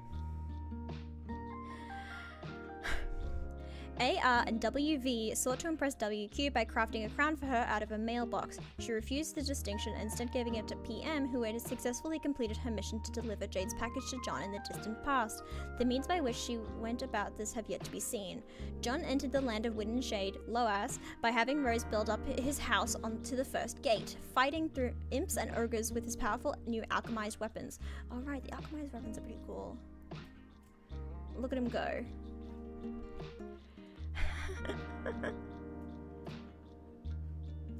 Okay. And entering the gate. This took him to a location beneath the clouds far below his house. The Loas turned out to be a large windy planet full of dark terrain, incandescent trees, networks of pipes, and oily rivers. In addition to hosting more powerful adversaries, the land is occupied by friendly consorts, a race of salamanders. Yes, the salamanders! I love the salamanders! Hang on, let's look at the salamanders. Check out these salamanders. They're just little guys. They're simply little guys. I'm gonna keep this on, because whenever I open new things. Okay. They help John understand the mythos of this land and inform him of the planet's persecution by a sleeping denizen, which is responsible for clogging the pipes with oil and trapping fireflies under the clouds.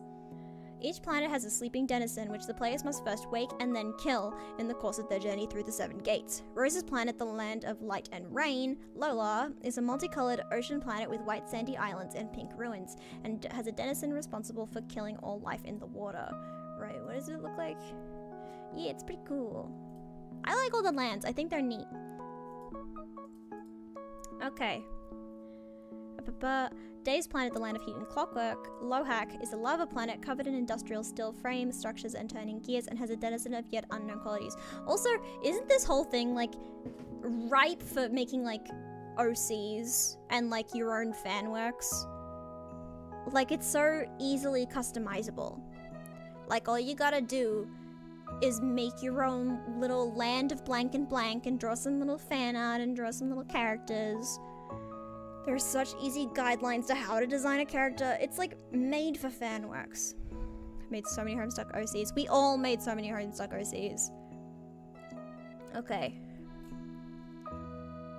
Killing the denizen releases a huge grist horde buried at the core of the planet, which is then used to fuel a process known as the ultimate alchemy, which is something. Look, it's cool.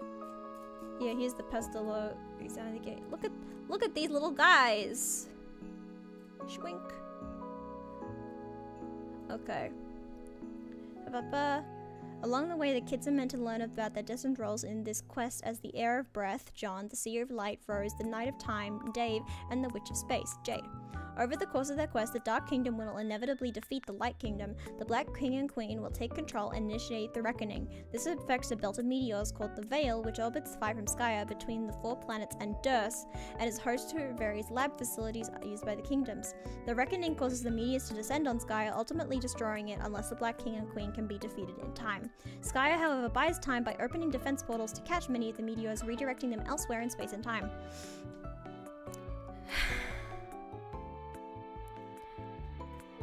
This is the generic template for the way the game is supposed to proceed. It can deviate from this model, however, depending on the actions of the players, and the details of the game mythology presented is unique to each group of players and their session. Long before John and his friends started playing the game, another group of players had been persistently trolling them, particularly Jade. They are furious about an action she will take that will cause major problems in the 4 Kids game session and inevitably lead to their defeat. Specifically, Jade will send a package to John, apparently containing a powerful weapon he will need later, but the package winds up in the hands of Jack Noir, leading to dire consequences. They allude to other things she will do that will lead to not only trouble for the 4 kids, but the troll players as well. The trolls consist of 12 kids from an alien planet who went through the same process as John and his friends, escaping the annihilation of their planet via meteors and into the medium to play the game. Their game session is entirely separate from that of the 4 kids. It has been the same basic template with its own Skya, Prosper, Durs, Veil, and a planet for each troll, but separate game instances of these. They also have different instances of the same character templates, such as the kings and queens and agents like Jack Noir. The trolls have completed their game session with yet unknown results. They now reside on a meteor in their veil, sitting at terminals trolling John and co. From their terminals, they can choose any point in the past or future of the kids to troll and observe what they're doing at that moment. As a group, their only stated objective is to harass the kids, which they do so haphazardly through different points in the kids' timeline. Though they can choose any point on the kids' timeline to talk, they are mostly resigned to the understanding that no matter what they do, they can't change the outcome of the kids' actions. The four most vociferous trolls so far have been Carcinogenesis, the Gallows Calibrator, Grim Auxiliatrix, and Adios Toreador. The fact this all happened in 1 year is wild. I know! It's fucking wild! The other 8 being Apocalypse Arisen, Twin Armageddons, Arsenic Catnip, Arachnid's Grip, Pog, Centaur's Testicle, Terminally Capricious, Caligula's Aquarium, and Cuttlefish Color, yet to be heard from. Carcinogenesis, CG, appears to have spearheaded the group's trolling campaign, that's Carcat, while he was in the thick of his game session, the Exile commanding him from a terminal in the apocalyptic future with Spade Slick. This is one difference between his game session and John's, who had WV as an exile commanding him. In CG session, his version of Jack Noir became exiled along the way and took on the name Spade Slick. The 3 other agents were exiled, and the 4 of them formed a gang called the Midnight Crew, and spent years building up a dark city in the future wasteland of the Trolls' dead planet. Another difference in the Trolls session is that at some point along the way, the Black Queen was also exiled, later joined a rival gang called the Felt, assumed powers that make her highly inadvisable to kill, and came to be known as the Snowman. Okay, right. Snowman, yeah, alright, okay, I remember. Okay, it was not until Slick confronted the Felt in their mansion that he discovered the station terminal to command CG, and not before the Snowman blinded him with one eye, severed his arm, and locked him in a vault. Each troll has a different trolling strategy and a different rhythm by which they hop around the kids' timelines to chat with them. CG's strategy for the most part was to begin trolling them at the very end of their adventure, the moment at which he was most angry with their actions, then gradually work backwards, mostly talking to John. This proves to be mutually frustrating though, as John knows less and less about the situation the further into the past CG goes. Similarly, the further into the future John progresses, the more he has the advantage over CG by knowledge of his future conversations with him, and vice versa. Over the course of the opposing directions of the two sides of their conversation, John learns more about the nature of the game and why they're being trolled, and in spite of the hostility, they gradually befriend each other through an inevitability alluded to on both sides of the conversation. Hi Travis! Welcome! I'm recapping the first year of Homestuck. Early in the correspondence between John and CG, which is to say late for CG, CG discovers he needs to get in touch with Jade, who refuses to talk to him in that time period, so he delivers a message to her much earlier, months in the past, telling her she needs to contact him when she's in trouble. She will know to do this when her dream bot explodes in the future, an outcome that has not yet happened. The 2 other trolls, Grim Auxiliatrix and Adios Toreador, have targeted only Dave and Rose and Dave thus far. GA has hopped arbitrarily back and forward in Rose's timeline to talk to her and is attempting to cultivate a friendship with her that now seems rigged through a series of conversational time loops, while seeking counsel from Dave on how to befriend her. AT sought counsel from Rose on how to troll Dave more effectively after getting severely counter-trolled by him. He's under the impression that he rebounded nicely though. Okay, Gallows Calibrator GC has stayed mostly linear in her trolling patterns and has done so under the guise of helping the kids on their quest. She convinces John to take a shortcut through his land and shows him the Dennis's palace, leads him to warp back to his house, and then shows him how to fix the faulty rocket pack he made earlier through an alchemy mishap. She tells him to use the rocket pack to fly up to the 7th gate, enter the Dennis's palace, and kill it in its sleep. He complied with this and flew to the 7th gate, in spite of reservations for Dave, who had just entered the medium moment before John took off. GC also assisted Rose just after she bested an ogre with ease. She counseled her on understanding the role as the seer of light and the meaning of the voice in her head as an exile issuing commands from a terminal. In her case, it was the exiled White Queen issuing commands from the egg-shaped station in the future.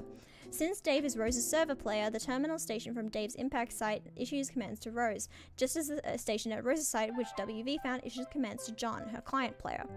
After conversing with GA, Rose found Jasper Sprite and interrogated him about the secret which he found on maddeningly mysterious years ago.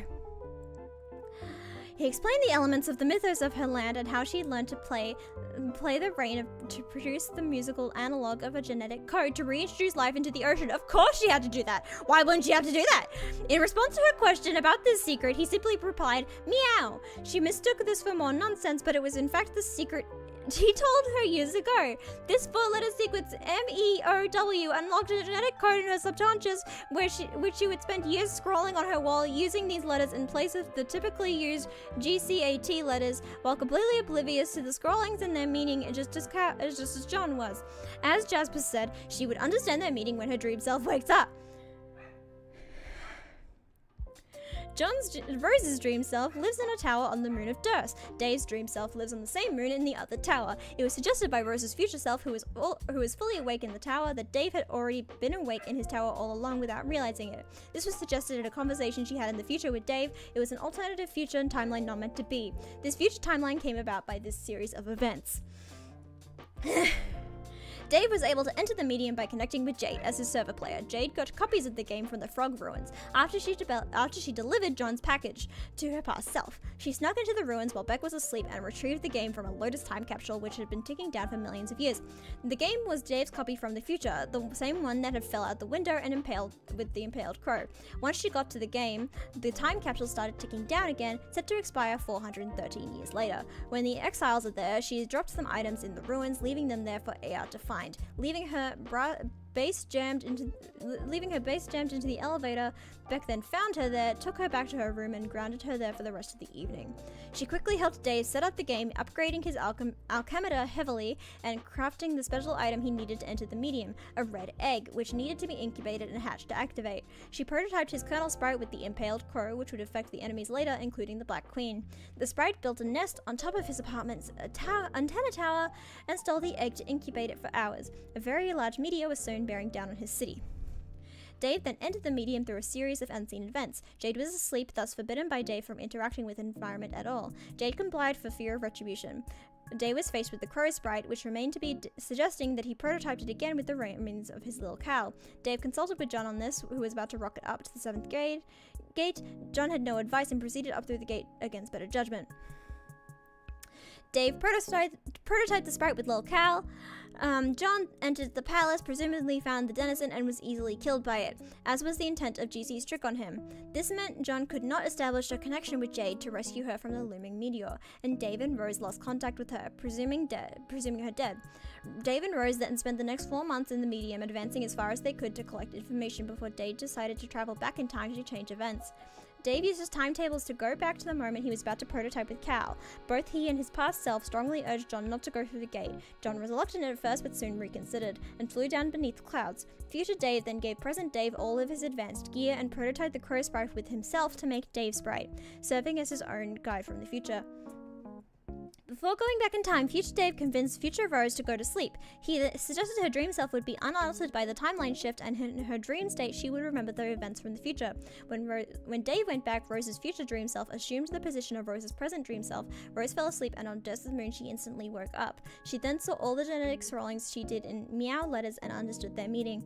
Meanwhile, in Durst below, the Black Queen again insisted that Jack Noir abide by the dress code. He refused, and the Queen threatened him. He picked up Jade's package to John, removed what was inside, and used it to slice her ring finger off. He then killed the Black Queen, put on the ring, and donned the full upgrade supplied by the 3 prototypings.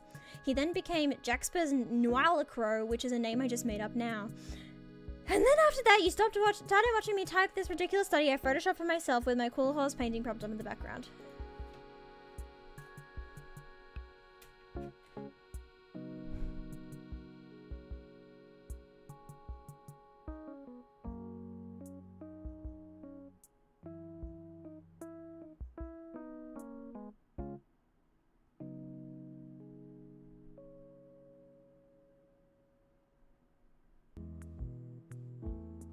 I need to take my medicine. Excuse me.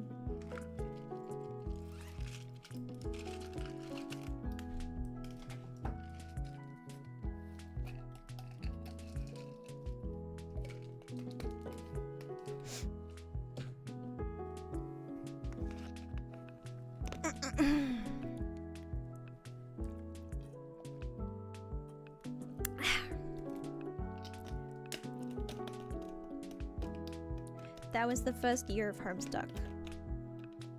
Did we all feel like we understood what happened? Good. Homestuck seems excellent. Listen! It's a ride. And that is page 1600 and... Oh, whoops. It's 1674 is when this recap is. And the finale is like 8,100 and something. So this is like a little over an eighth of the way. This whole thing is a little over eighth of the story. I would say like a seventh. This made you want to read it? This? This?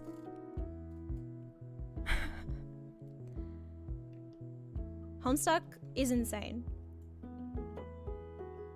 This is what I mean by like, you had to be there. You simply had to be there. Cause let's go to page 1000 really quick. What's going on page 1000? It's just this. It's just this. Just some stuff going on. Yeah, just some stuff happening. Yeah, these guys. He's a mayor. Oh yeah, neglected to mention that Wayward Vagabond is the mayor. Get you rope. Like, what's going on here? You got a package? Godspeed, Andre. Yeah, there we go. We're just little guys. Present moment precisely. Someone looking at him. And there's that. And then Rose is just building stuff real quick. They basically like play Sims with their houses. And then he makes a little hat with some bunny ears on it. You know, and then they're talking like this the entire time. And then there's this. Oh yeah, and then she plays an advanced bass solo.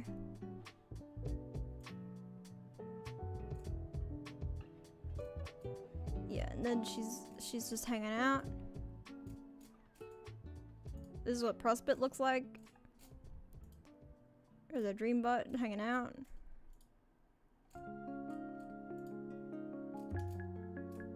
There's just a lot going on here.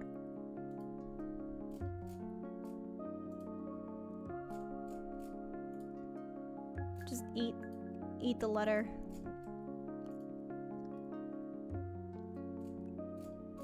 There's just a whole lot going on. Jesus Christ.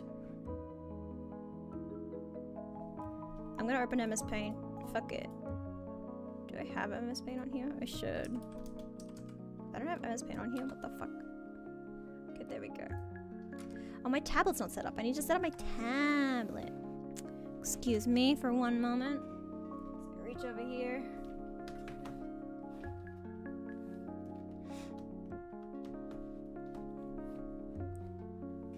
Shut up, phone. Okay, let's go like this. Here we go. Like this. Take that away.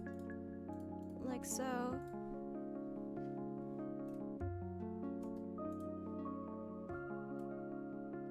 Oh, it won't capture that because obviously it won't. Why am I being stupid? Or how about this if I do this? Oh, it'll probably fuck up the cropping though. Oh, and it's doing this interesting thing. Oh, that's an interesting thing to be happening.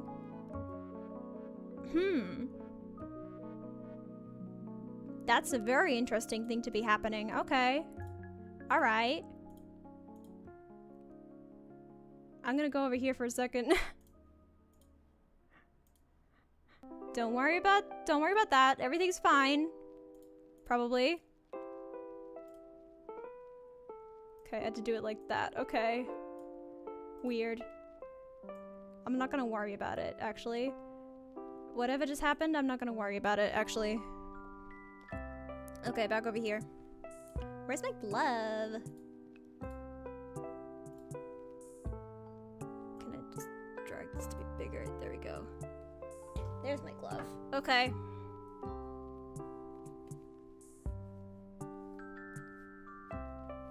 Okay, what does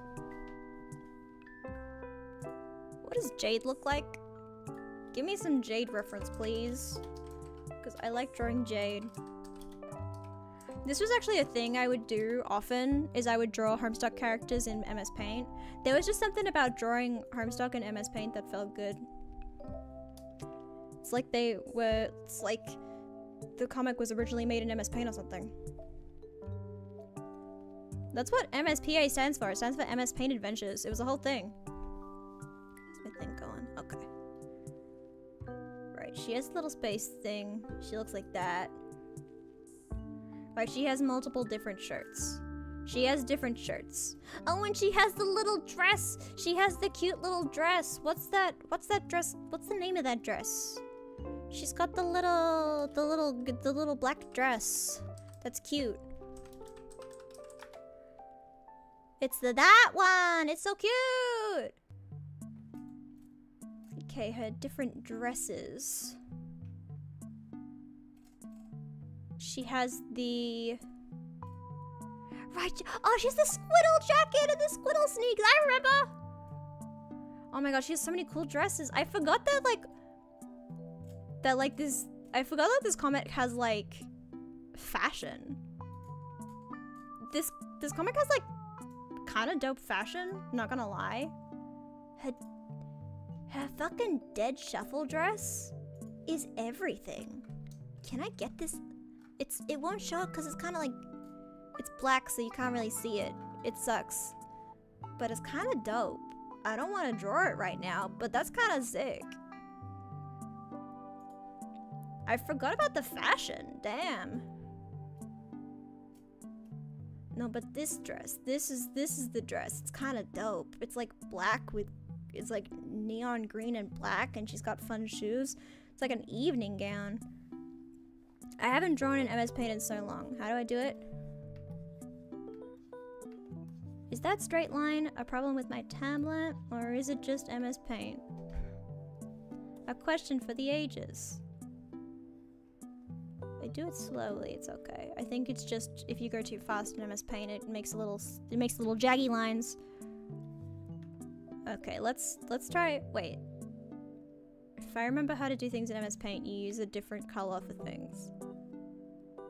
I'll use green for my sketch. If you can't see it, oh well. How old are all the kids at the end?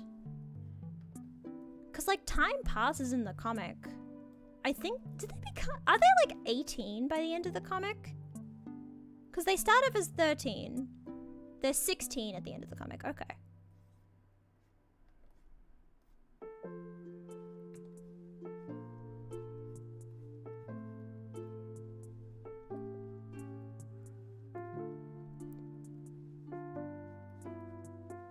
Wait, I don't want to have her arms behind her back because I want to do the thing. I want to do the little... Oh, but that means I have to draw fingers. Okay, I'll draw hands out like this because that's the easiest kind of hand to draw. Also, for anyone who's wondering, hey Nomia, are you streaming like an hour earlier than you usually do? Kind of. It's daylight savings time in Australia now. So technically, to my body, it's currently an hour earlier than the clocks say. So, I'm still streaming at 10 AM, but for you guys, it might be an hour earlier than I used to stream. Fun fact. I'm glad you can't flip your canvas in MS Paint because that hand is wonky. Is there a way that I can transform it? you know what, I want to fix that, but I can't in any meaningful way, so... Because I don't have transform tools, I can only move things around.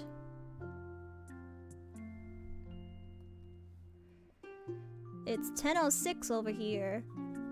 Good evening.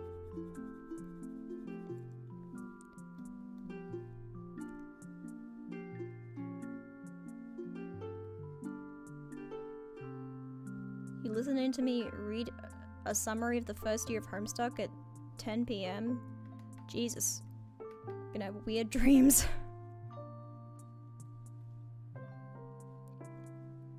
Hey fellas, am I more of a prospect or am I more of a Durst kind of person? Personality quiz. I'm probably a prospect. Well, I think I'm probably more like... Personality-wise, I'm probably more like Rose and Dave, honestly. But I'm more cheery. I don't know. What's the categorization?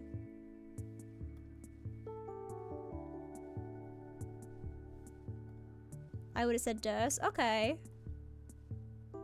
Is it based off of personality, kind of? Is it based off vibes, whether you're Prospect or Durst?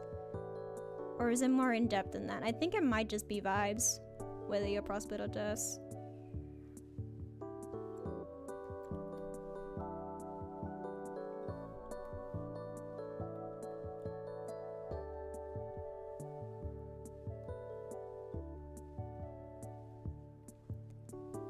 By the way, this is a legit thing I used to do. I used to draw Homestuck in MS Paint. This is a legit thing I used to do. I used to do it all the time. I did little doodles all the time. This is throwback.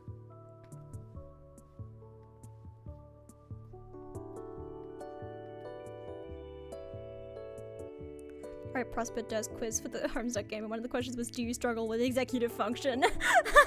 Oh, so if you have ADHD, then you're in Durst. I see.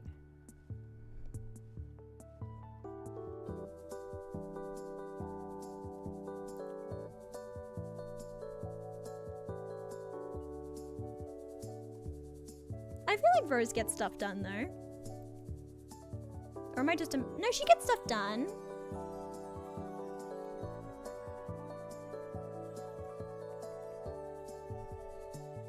Rose and Dave don't make their beds. Oh, that's the only qualification for executive function, is if they make their beds or not. I don't know if Jade makes her bed. I feel like she has a robot to make her bed for her. That feels right. Sorry, I just scratched my nose and that makes my model freak out.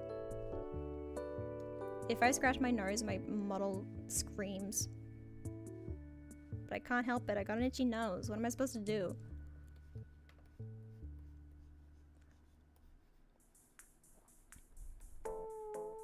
There's also the fact that, like, speaking of Homestuck,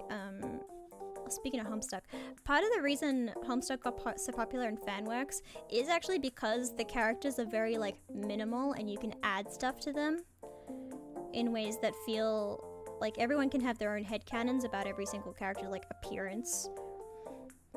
Like, although that did create some hostility because, oh my god, try to draw Dave and Rose as anything as white and blonde and you would get absolutely destroyed. But technically all the characters are aracial, even if Hussey doesn't. Even if Hussey fucks that up sometimes and then causes a huge debate in the fandom that leads to a lot of hostility for people of color. But that's fine, we won't speak of that. When did that happen? I don't know. Never. Never such a thing occurred.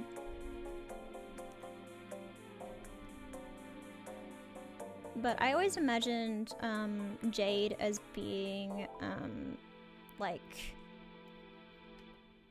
what's that area called? I'm blanking so hard right now. I'm sorry, I'm focused on fucking Homestuck. I read the synopsis of the first year of Homestuck and now my brain is busted. Mary, I've told you my Jade headcanon before. Where do I think Jade's from? Is Polynesian the word I'm looking for? I don't remember if that's the word I'm looking for. Yeah, it's Polynesian.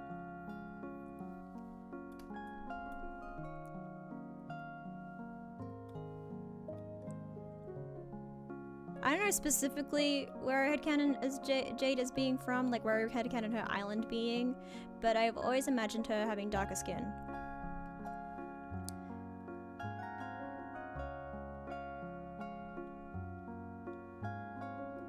Does she have freckles in canon, or do people just draw her with freckles a lot? No, she doesn't. She doesn't. She has her little teeth though. She has little buck teeth. She's very cute. She's just a little cutie. The thing about Jade is that she's just a little cutie and she's the best character. Except she's not, because you saw my ranking earlier and my favorite characters. Honestly, now that I've reread the synopsis and I've been thinking about Jade more, I think that character sorta, I wanna make an amendment to that. I ranked Dave higher than Jade in that, and I'm gonna make an amendment to that. I think Jade's my favorite. I think I prefer Jade. Also, she's got big glasses. Hang on. I think she has small... No. At 16, she's probably... I think... No, I don't think Jade would have a very large chest. I think she's more... What's that body type? Where she's kinda just like a stick of celery. I feel like she's just a stick of celery. Now Rose, that's a curvy bitch. These are all my... Yeah, because they don't have like canonical body types sometimes. Like, sometimes they do, but like, because everybody has like the same body type as like an art style, it kind of just feels like they don't have a canon body type. Even when they are drawn more realistic, so... But then again, if you try to draw a character as fat, you will still get shamed. At least you did. I don't know if that's still how it is. It probably is. The internet never changes. And this dress is basically just a strapless little number, like this. And what logo does it have on it? Does it have the dog, or... Yeah, it has a little dog. It has the silly little dog on it. Wait, I have a Discord notification. What's going on? What are y'all fuckers doing? Ah, it's Charlie.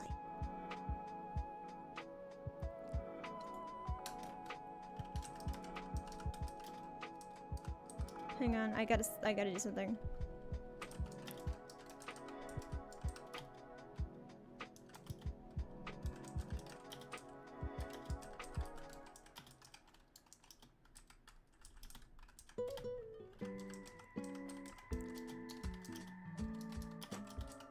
Hang on, I'm doing something.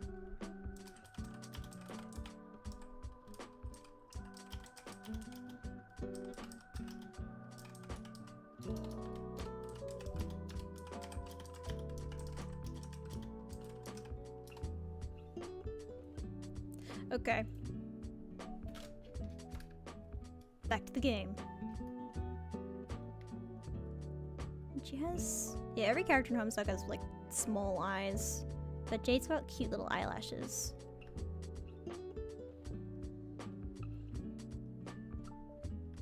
She's got big glasses.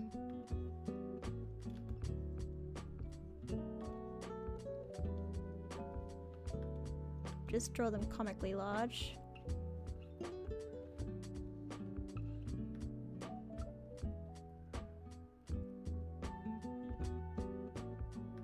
That's not how eyes work.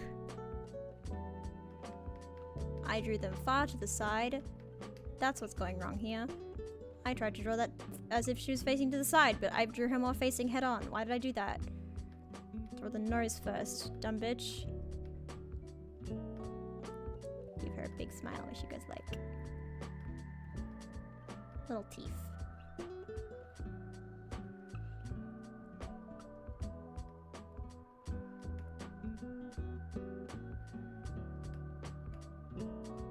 I like to imagine she has thick eyebrows. Which I don't know how thick I can make the MS Paint without looking like shit. I haven't drawn MS Paint in a while.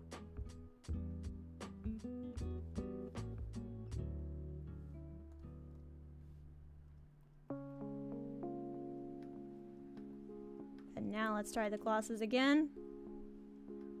Gotta draw 2 relatively equal-sized circles, which is hell.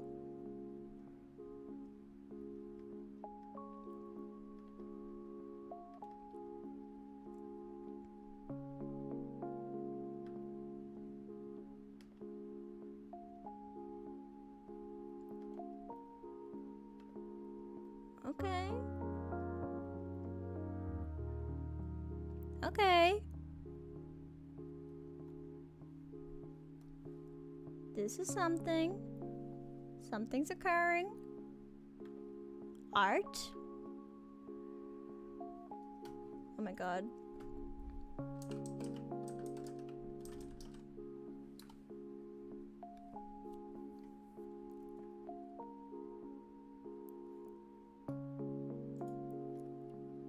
I'm gonna go in this channel just in case. Okay.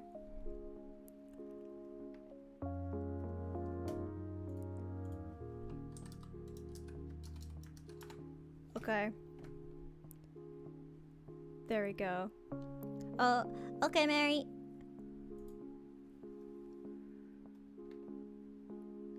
Oh wait, I gotta do this as well. Hip. Yeah! Don't drop my pen. There he is. Hey! Hello, How's my Charlie. audio? I'm doing it through my earbuds. It's pretty crunchy, but that's okay. Alright, I'll grab my mic. I'll be right back. You don't have to, it's okay. Okay, Charlie's gonna get a microphone apparently.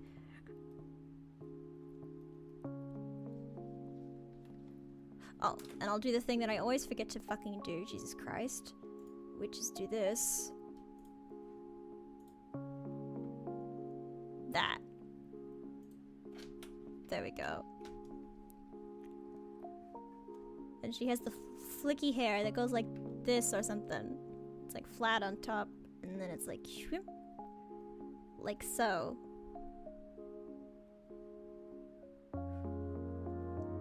It's kind of flicky and cute. She's just cute, alright? And then she's got the glamorous, beautiful dress. Does it have a slit? Alright, how about now? You're sounding beautiful. Fantastic. Hell yeah. I've been summoned. I was finishing up a burrito dinner. And then I was summoned. Hello! Are you still eating? Should I put the warning up? No, I'm done eating for now. Alright. Yes, I'm streaming. I'll probably leave in a little bit to finish, but... Yes. It's all good. Yeah, I just needed someone to talk me down from all the fucking Homestuck shit I've been doing on stream. I read an entire synopsis of the first year of Homestuck, which was too long. Oh my god. I think I might have... I didn't time it. I'll have to go back in the VOD, but I feel like it was maybe 20 to 30 minutes of me reading just a summary of the Homestuck plot. And now I'm drawing Jade. That sounds about right. And it Jade was just is good taste. It was just the first year of Homestuck. It was just the kids fucking around. They hadn't even gotten to the trolls yet.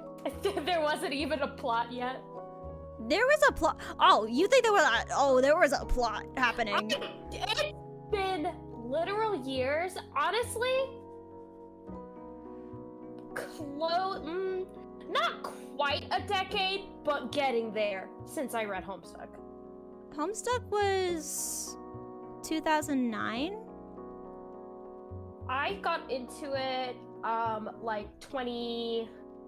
I think I was into it like 20. No, longer. Like maybe like 2013 to 2015 is when I was really into it. Oh my god, same. Exactly the same as me. I think that might have been like the peak.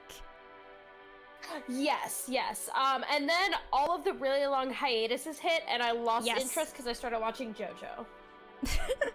Oh no. the JoJo hit and then you left. Mm-hmm. I know a lot of people, once Undertale came out, they jumped ship. Yeah, I did a little bit before, but yeah. The fact that a lot of Homestuck fans became early Undertale fans explains a lot about how the fandom and the game itself, unfortunately, is perceived by people who don't know it. And it breaks my heart because, like, genuinely, I think Undertale is one of the best video games ever. Yes. And a story that everybody should enjoy and should, like, give a shot, because I think it is genuinely very good writing. And the themes of hope and whatnot, I feel like are very important. Yes, it's a beautiful story.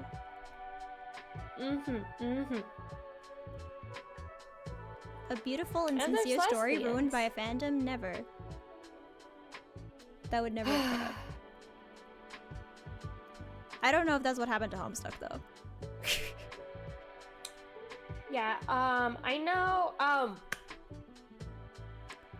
there is, are we allowed to bring up other content creators or whatever? Yeah, go ahead. That's a role that might, okay, Sarah Zed has a really good video on the history of Homestuck. Like, it is very good. And then I highly recommend the follow-up one where she got sued from Blood Pumpkin and like Homestuck, and like, a huge email chain with Hussy. Oh my god, where he was like, ha, this, and she was like, are you serious, bro? Really? And Hussy emails exactly how you would expect Hussy to email. It's like, oh, so you're just like this, huh? Okay. Yeah. And then you're like, eh, this is not surprising. Listen, Homestuck isn't your unproblematic fave. Homestuck is your problematic fave. Yeah. Yeah. And, like, I want to make the disclaimer that, like, of course you are allowed to enjoy things that are problematic and that you think critically of. Like, there are some things that I enjoy where I'm like, this isn't the best. But I recognize that, and I still find enjoyment consuming this media and thinking about it. I'm literally doing a Persona 4 Golden playthrough on my channel. Yes, that is the perfect example! Also, earlier in the stream, there has been discussion that I might do a long-term project where I try and read all of Homestuck. Oh my god. I wouldn't wish that on my worst enemy. Listen, it's a long-term project. It's not gonna come out next week. Yeah, you're gonna be doing that for a while. Yeah, in 10 years I'll release it. In 10 years? Yeah. I like that. When Homestuck 2 finally finishes. Yes. Have you read any of Homestuck 2? No, and I'm glad I haven't, because Sarah Zed did go through it in her video, and there is some stuff where I'm like, yeah, no, I'm glad I haven't read it. I'm also not a huge fan of Hussy's decision to decide that John is a trans woman after the series ended, because I understand that the fan made the request through like a treasure hunt or whatever, and he was kind of... Yeah. But it basically just created a divide in the fandom where some people will get now really angry at you if you call John anything but she pronouns. Or refer to him as John. And so like, it basically just made people angry. Like, let it be known through my words and my portfolio, I am the first one to make characters trans in like fan 100%. art and shit.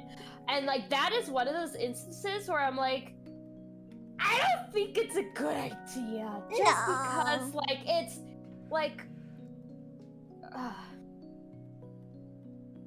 Especially making him a trans woman instead of a trans man, basically making it so that everyone and every piece of fan art and everything everyone says from now on was now wrong.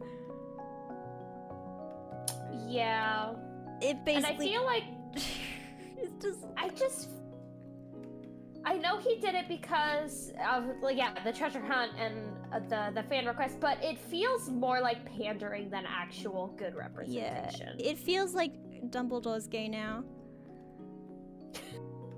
I mean, but somehow worse. John queer in actual canon though?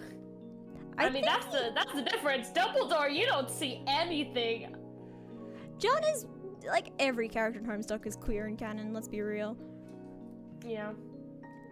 Like, I don't think there's any implication of any of the characters being straight at any point. I'm nodding. I realized I was nodding and I was like, oh wait, nobody can see me. Wait, that's not how that staring works. At my screen. Welcome back, Mary. We're discussing what's the name? Joan, I think is trans girl John. I issues. have no idea. John says he's heterosexual. Oh, a choice. Oh yeah, I forgot that was like a running gag at the beginning, where he's like, "I'm not a homosexual," and you're like, "Okay." Yeah, a lot of gay people say that they're straight at one point in their life. Yeah, we all did. I never did. That's a true fact about me. I don't think I ever said I was heterosexual. I came out when I was a small child. I grew up in a small conservative town, and with a family that was religious, specifically like Christian, Protestant, Baptist, whatever it's called. Not Catholic is what I mean. And I did not realize that was an option, and the way being gay was introduced to me was not something great and completely wrong. I always find like stories like that very like, I understand them, but I always have trouble relating to them because both of my parents are queer and I grew up around queer people my entire life. So anytime I hear someone has like when they were a kid they had no contact with like queer people, it always is like, how? Didn't you have a million queer adults in your life? And I'm like, wait, no, that was just me. That was just me, actually. I do now, thank God. Yeah, mainly exactly. Because my mom came out as a lesbian right before I started high school. And then most of my siblings, like all of the like AFAB people in my family are queer in some way, and it's great. It's just my brothers that are the cisheads as of now. I have no idea, but listen, the queers will find each other. Mm-hmm. Even if they don't know it. You can have a group of entirely straight people and then a year later they're all gay. That was my friend group in high school. Like after high school we like, you know, parted ways and didn't talk, but we have a Discord that we hang out in, and it's been really, really good, so we can like, you know, keep in contact because they're really awesome people.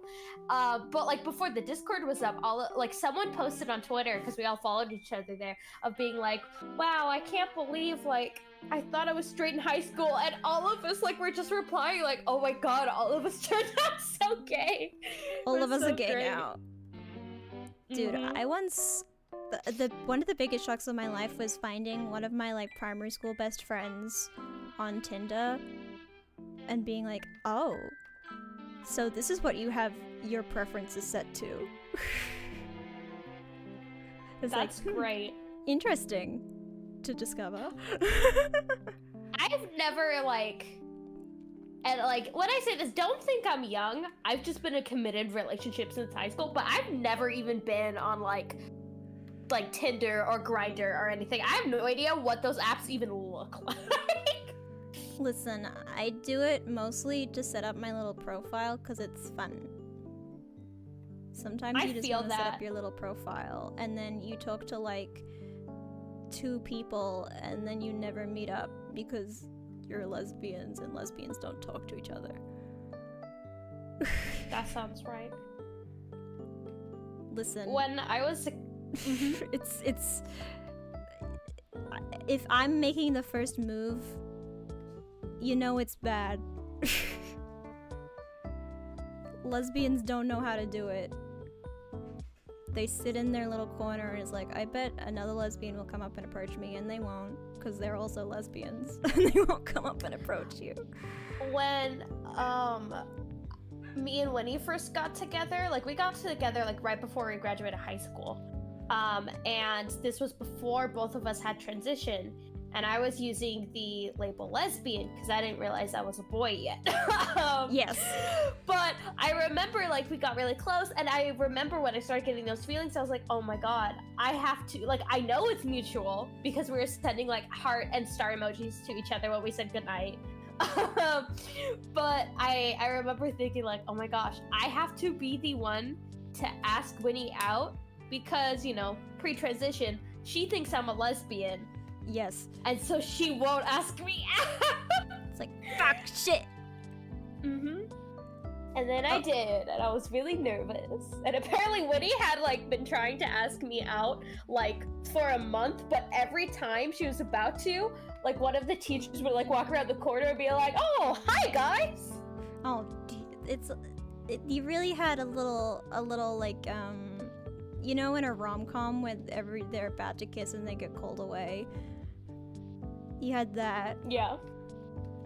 It's like, oh no, a slight distraction. We can't resolve this plot line yet, even though both of the characters clearly want to. I hate that. When like two characters are about to confess their feelings to each other and they get interrupted by a third party, and then the story continues for another hour. It's like, what's happening here? Just make the episode or the story shorter, because you're not putting in the time to come up with something interesting. It's infuriating to me. There's one example in a fucking shitty movie that I didn't even watch. I watched it through Danny Gonzalez, like, doing a review of it. It was the, whatever her name is, the TikTok girl who was in, like, the, He's All That, like, remake or something. Oh, I watch videos about that, but, I don't know TikTok, so. Yeah, Addison Rae is her name. Yes, okay. And there's a scene that he showed that infuriated me, which made me realize how much I hate this trope in like movies and media in general, where they're in a photo booth and they're literally both leaning in to kiss, and then the flash from the photo booth goes off and they get distracted and stop. And I'm like, I'm sorry, is the flash from a photo booth that distracting? I'm sorry. Also, if you're about to kiss and a flash from a photo booth goes off, isn't that like more encouraging to kiss? I don't get it. That's a thing people do. That'd be cute. And also, like, a photo booth is like one of the few places in like the public sphere where you can, like, you know, have a good smooch. Yeah, without getting interrupted. That's like it's like a private little enclosure. Grossing out everybody else around you. It's like, how do you get distracted in a photo booth? It was infuriating. I never like been like more irrationally angry at a scene. It's just like, this is just so the movie continues. It's like I see right through you. Also, thank you for helping me talk about something that isn't Homestuck, because I've been doing that for the majority of the stream, and it's become the Homestuck stream, unfortunately. That's what happens when you, like, struggle to schedule. Yeah, if I don't schedule anything, it becomes a Homestuck stream. It's my warning. I gotta be careful. I don't want to accidentally Homestuck stream. Oh, I did bring up the original, like, Super Danganronpa 2 Something Awful translations. Yes! I hate that. Like, I get it was a fan translation, but Super High School level is so much more fun than I know! Link. It's infuriating to me. I remember being pissed when it came out and being like, dude, I'm still pissed. I'm still pissed. Also, Ishimaru would never go by Taka. Never, ever. Even if you tried to call him by a nickname, he would kill you on the spot. How dare they be like, you can call me Taka. Shut up. Which one? Ishimaru's the home monitor guy. Okay, I am thinking of the right person. It's been a while, and I only finished reading through the forms for the first game. The second game, I lost interest. That's so sad because Ibuki's in the second game, and I love Ibuki with my entire heart. She's a K-On reference. My favorite anime. It's What does she look like? Like, I remember the characters she's from got 2. She's got the blue, pink, and white hair. Yes! Okay, yeah. I remember her. She's really But cute. yeah, I liked the first one, and then I didn't like that it expanded past, like, maybe I'll give it another shot, but it's not on my list. I re-downloaded Dragon Age Inquisition, so that's what I'm doing tonight. That's where you are now. And, yeah, I made one of my KOCs. I'm ready to go. Hell yeah. Okay, Charlie, hear me out. I've been considering playing Skyrim on stream, because I've never played Skyrim before. Have you played Skyrim? I played Skyrim a lot. Skyrim is not in, like, my top list of games, but if you were going, like, okay, so I have to, like, at some point make a list of games, 2 separate lists of my favorite games, right. Or, like, what I consider, like, top games. One of them is quality. That's gonna be like Pyre and Chicory and Disco Elysium. The other one is playability, which is how much I've fucking played. Skyrim is on that list, and the reason why I feel like I have to differentiate it, because it is not a super good game. The story is meh. Obviously it's aged, but it's so fun. It's so fun to fuck around, like, use console commands. What I recommend is, I've played for years, and I've never beat the main story. The main story's not that good. Alright. If you want to do it, go ahead. Yeah, honestly, I enjoy, like, I know what happens in, the main story, and honestly, it's just, there are, like, different factions that have, like, quest lines in them. Without going into spoilers, the Dark Brotherhood is great. Thieves Guild is really fun. And then there's, like, you know, doing dungeons and stuff. And I haven't played too much of the DLC. I did do some of the vampire one, which was cool. Vampires? Yeah, in the DLC. Oh ho ho. It's great. I'm and a you can vampire choose bitch, to, I can't help like, it. a big, scary vampire, or you could, like, do another quest line and, like, become a werewolf. There's a lot of shit you can do in Skyrim. Cause like I've just never played Skyrim, and I feel like I just want to. I want to try it. Yeah, just do it. Like, if you like, do it for one stream, and if you want to do it more. Like, it is a very easy game to get into once you realize, like, oh, the best way to have fun is to just wander around, find a quest that's interesting, and do it. So it's another kind of... you could get gay married in Skyrim. You get gay married in Skyrim? Yeah. Hell yeah. It feels less of a yay equality and more of a, like, we don't want to program extra restrictions. Don't program sexualities too hard.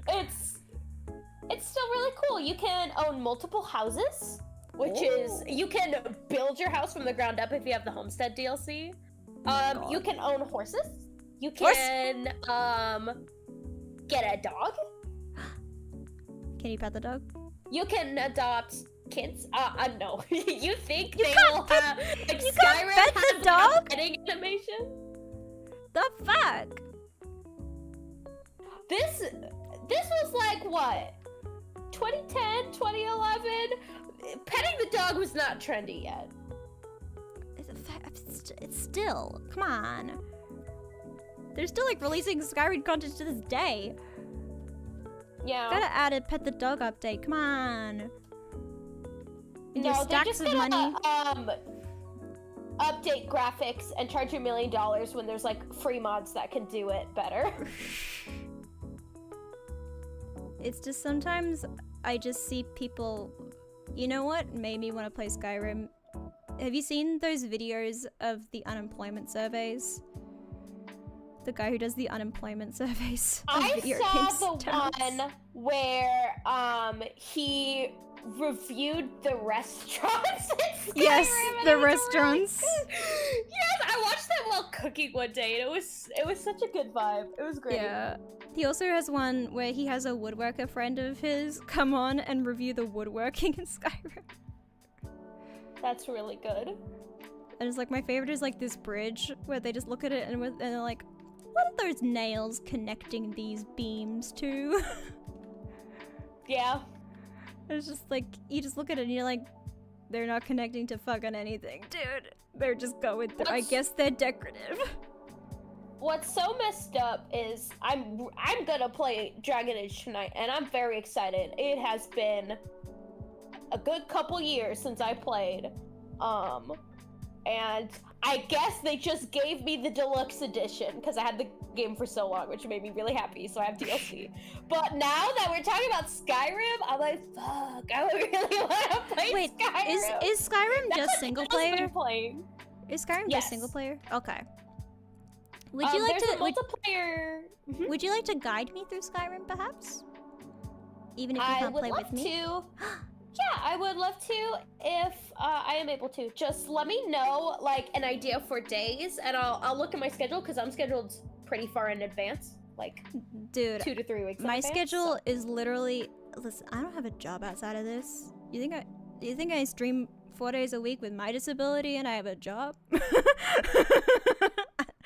I'm fucking flexible, Super dude. fair. Also, weirdly, loving how this Jade is turning out. Yeah, she's so cute. Kinda going off with this Jade right now, not gonna lie. I haven't drawn Jade in years. Homestuck used to be my fucking muse, dude. I drew so much Homestuck. Oh my god, yeah. I've drawn Vriska kind of recently, though. Vriska's in one of my thumbnails, actually. Homestuck art I did. Vriska's actually in one of my thumbnails. She's kind of hidden, but you can find her. Here's my challenge. Go to my channel and try and find the Vriska hidden in one of my thumbnails. What's the fucking One Piece opening bit? Like, I've hidden it out there for you to find! Yes. It's the Vriska! Yeah, Vriska is the One Piece, actually. Yeah. Oh my god, sorry. Like, as somebody who's, like, actually watching that whole series and lives with someone who's obsessed, the idea of Vriska being the One Piece is so She is the funny. One Piece. Cause, like, we still don't know what it is. And, She like... could be. She could be. She could be. She could be the One Piece. I think it's gonna be more of a vibe thematic thing. But I have no proof of that. I don't know anything. Do you think the One Piece is like a bathing suit? What if it's just a bathing suit and it's been like, it's just a One Piece bathing suit? Or a jumpsuit? That would be really funny. If I say One Piece in terms of, what's the first piece of clothing you think of? Do you think of, like, jumpsuit, I do dress? think of a bathing suit. You think of bathing suit, okay. I feel like it's different depending on region. Yeah. I think in Japanese, One Piece is actually dress. Yeah, because there's like Lolita pieces that are One Piece. They're called OPs. I know things about fashion in Japan. I don't. Thank you. Listen, it's my one well of knowledge. You want to know things about Japanese fashion? I got you. You want to know things about anything else? Nah, don't got you anymore. You want to know things about Greek mythology? I got you. I also got you on that. Writing shit and fantasy shit? That's right. I also got that Greek. I love that. I love to be very vague. I love that lore dump that you gave in chat. That I gave a lore That dump was recently cool. in chat. I actually have a Greek mythology tattoo. Which one? What is it? I can't say. Ah.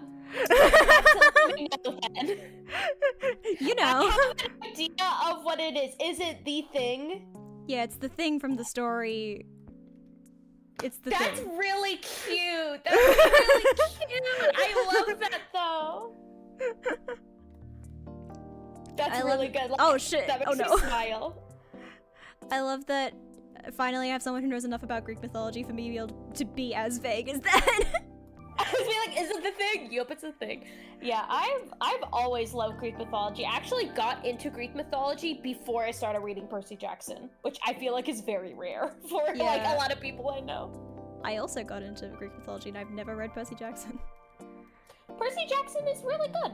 I don't read books. I haven't read it because I don't have. My brain goes off. It's like, if I'm reading a book, I'll just get distracted by the environment around me because it's too quiet and too serene, and so halfway, I'll like be reading a paragraph and then I'll be like, I'll just start thinking about something, and then but I'll continue turning the pages absent-mindedly, and then I'll be like, wait, I wasn't actually reading anything in that. I know some people try either listening to music or, which I feel like won't help, or listening to the audiobook at the same time as reading. I've tried to listen to music. Music sometimes works for me, if it's like lo-fi stuff, or sometimes I'll even make playlists. But the music can't be too boppin', because I'll get distracted by that. But I feel that. Weirdly enough, I can read fan fiction. Don't know why that holds my attention. Maybe because it's like a lot more. How do I phrase this properly? Because casual? Reading a book. Yes, it's more. Thank you. It's more casual. Like, you don't have that pressure to be like, I am reading a book. Instead, it's like, I'm going to read some fan fiction on my baby gays and maybe little kids, maybe more. Haha, maybe more. Haha, JK, unless. Where else am I gonna find cute fics of trans people? Let's be real. Where else am I gonna get gay tentacle porn that I get genuinely emotionally invested into? Come on. I respect that. It's like, I feel like you get traditionally published smut, and then it's just smut. But then you go into fanfic and it starts off as just smut. It's just like, there it is, it's just smut, you know. And then the author is like, actually wait, and then they add like 10, 20, 30 more chapters to it, and it becomes the most compelling piece of art that you've ever read in your goddamn life. And it literally just started with like a tentacle sex scene with no more deeper meaning to it. I'm not thinking of a specific fic. I respect that. I would never be thinking about a specific fic.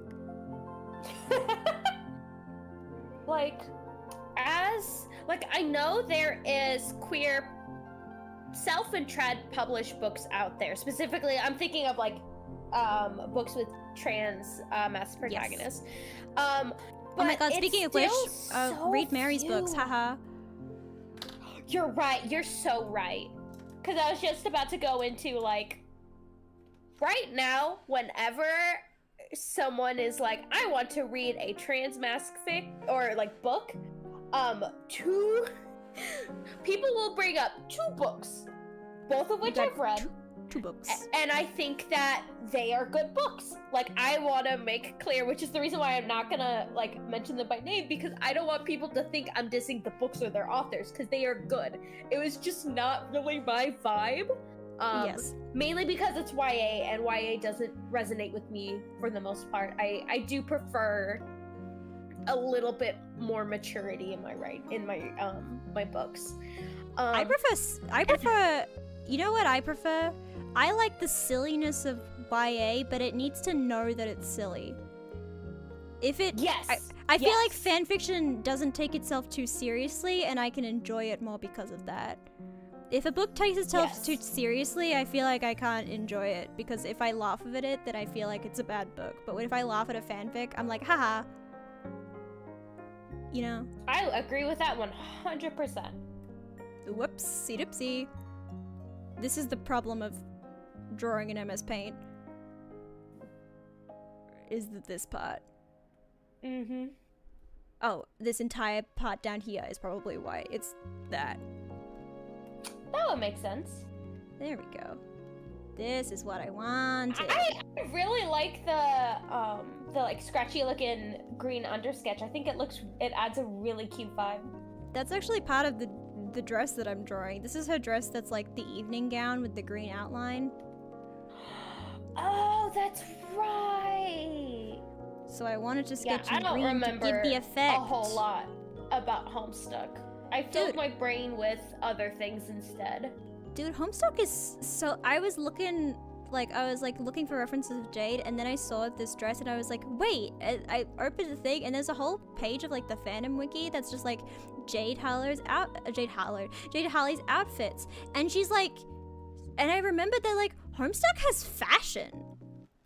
It's like there's so much fashion in Homestuck, and I forgot. Like they got so many different outfits, and they're all so cool. Like Jade has her little blue dress with like the red cardigan over it and the colorful buttons, and I was like, oh, damn, she looks so cute.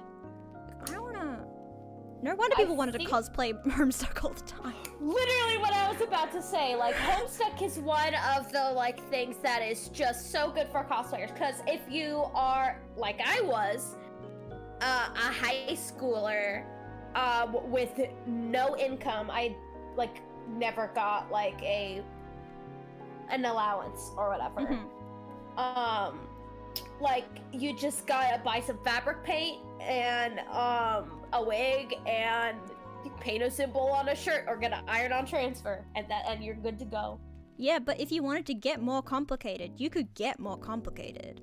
Like, and there were people who prided themselves in doing full cosplays the second an update had a new, like, came out and had a new thing. Like, it was insane. Like, I actually, because I was, like, starting to get into art, like, Homestuck was actually one of the things that helped me get into art. Like, some of the first, like, drawings that I've ever been, like, proud of were, like, Homestuck fan art. Like, Homestuck is integral to my progress as an artist. And literally, part of the reason that I drew so much is because I tried to participate in, like, update fan art. Because that's how you get the clicks, baby. If you can be fast enough, you can get people, and then people follow you for your art, and then you can draw other things, and also just continue drawing Homestuck fan art. What is this? It's also got it's got little stars on it too. This dress is so cute. I feel like Jade had a lot of really good outfits. No, she did. I was just looking at them. Rose also had cute outfits too. And I also... the fucking, like, just the customability of fucking Homestuck characters. You could make your own OCs so easily. And that's, I think, a huge appeal. Just make your own OCs. Do it.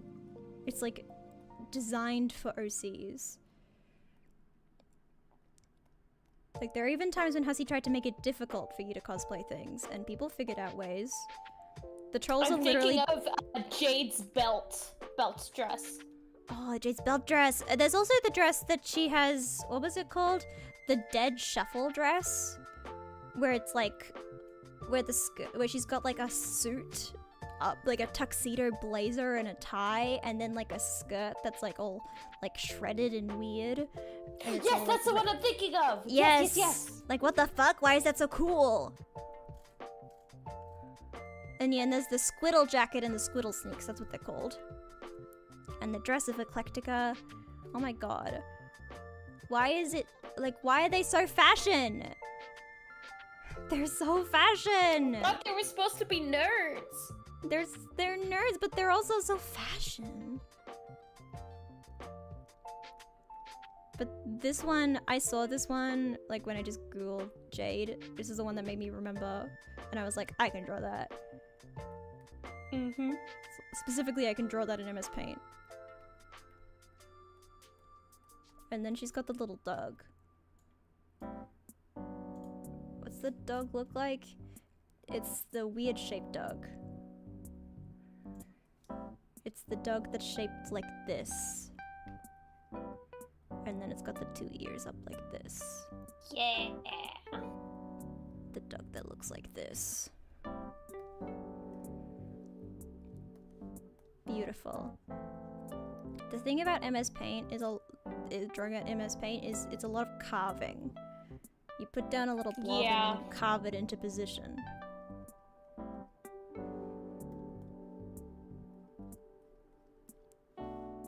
There we go. And this is the part that this is why I drew hands. So I could do this. Oh yeah! I forgot about that! She has the little ties around her fingers and it's so cute. So she doesn't forget! Yeah, because she sees into the future. I forgot that she like sees into the future. I forgot too. I forgot most of Homestuck. Listen, so much happens in Homestuck that a character can literally be like a psychic, has like psychic visions of the future, and the people reading it can be like, oh yeah, I forgot about that. Like, the entire plot hinges around Jade being able to see the future. Like, for real. I just read a synopsis of it. It's like a whole thing.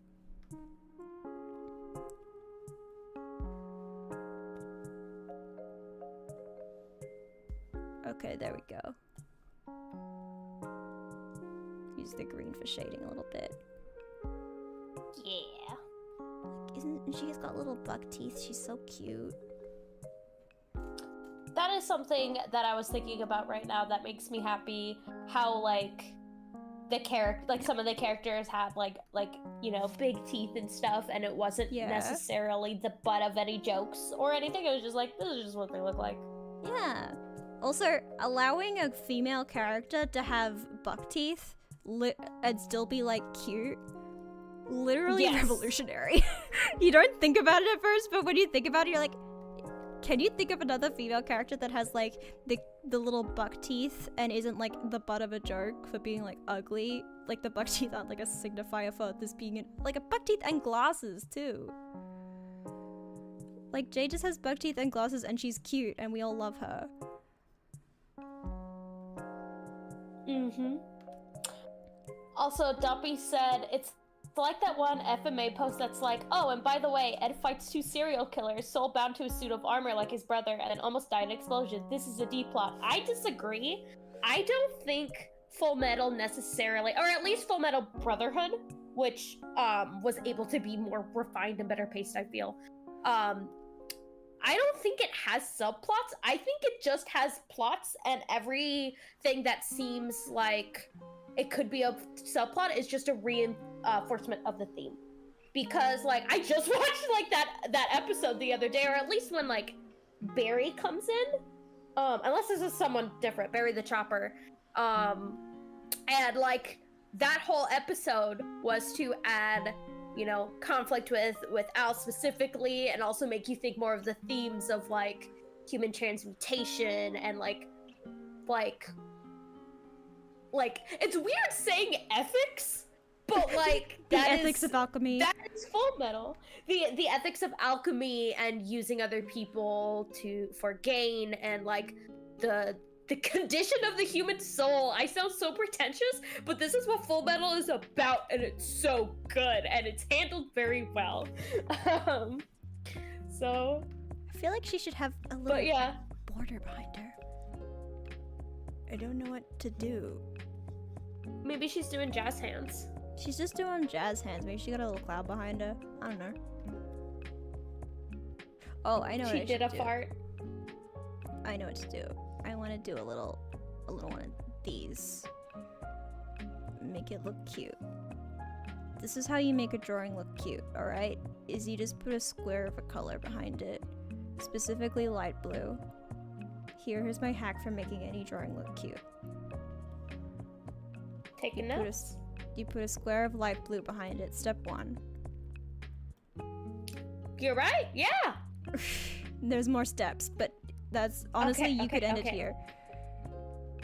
Step 2. Make it look not shitty.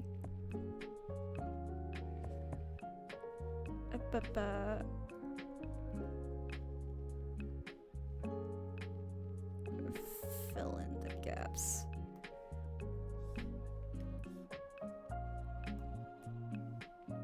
Also, I think I'm gonna head out. I need to like do some chores, and I also worked 8 hours today, so Oh my God, I need yes. to like do some like no talking to anybody for a little Yes, bit. well, thank you so much for keeping me company for a bit, though. No problem. Thanks for having me on. Of course. Yeah, feel free to like DM me or tag me in the secret server about like Skyrim. I would love to like hang out and watch you go through things. Of course. Also, this is step 2. Is you just add clouds.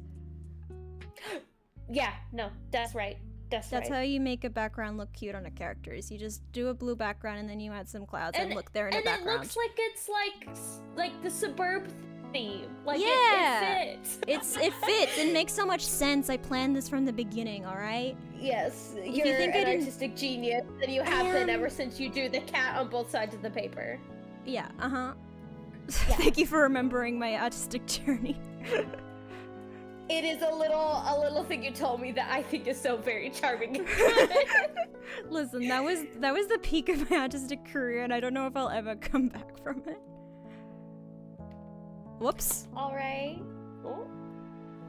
Glad I'm glad that fixed itself. Alright. All right. Have a good one, Nomi. Bye, everybody. too. Thank you for bringing up Full Metal Doppy. Of course. Thank you for Have a good coming, one. Charlie. Bye. Goodbye. Okay. Thank you, Charlie, for keeping me company so I don't go insane from all the homestuck that I've been thinking about today.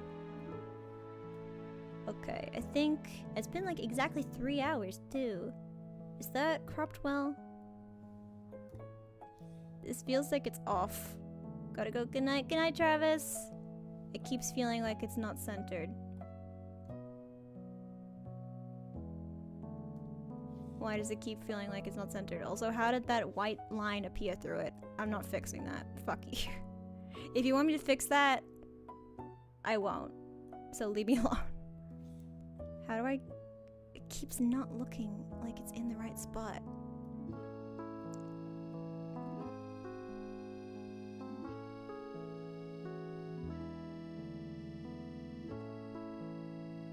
That's fine. And look, I'll even put a little signature to make it real official. Do it in green. Now I'll do it in blue. Or in white, and I'll do it in the sky. That makes sense.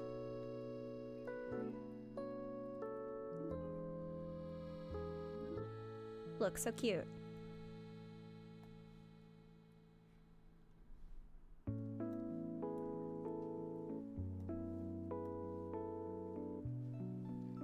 Alright. Do a little 23.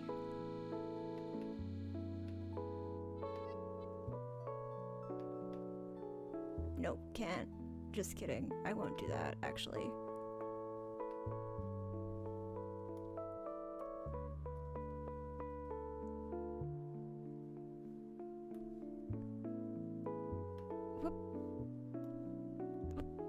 Alright. I think that's the end of my stream. Thank you for coming to my Homestuck stream where I talk about Homestuck. Oh god. I haven't used many sound effects today. I should have been doing that. There we go. Let's all stretch.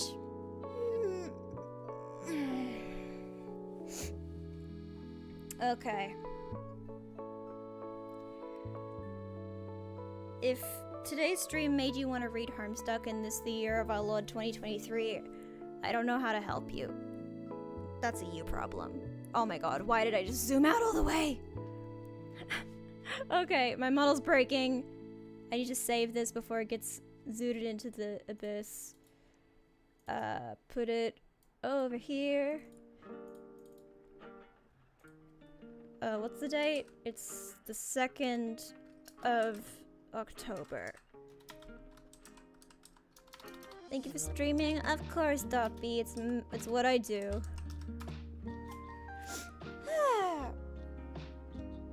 Okay.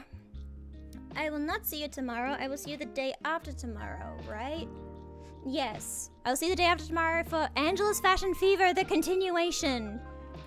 we'll see if my grand theory of truly being the same person as Lori, I think is her name, I forgot.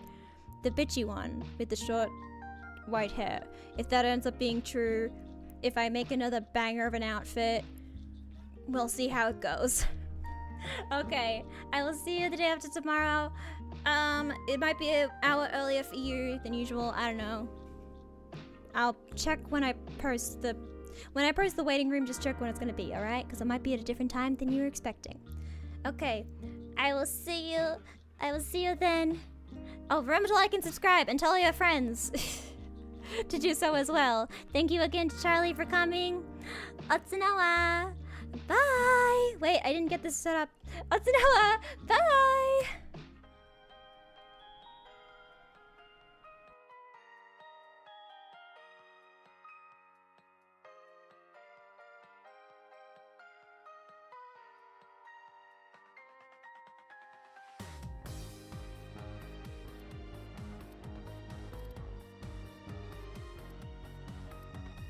I never knew I had such heat inside.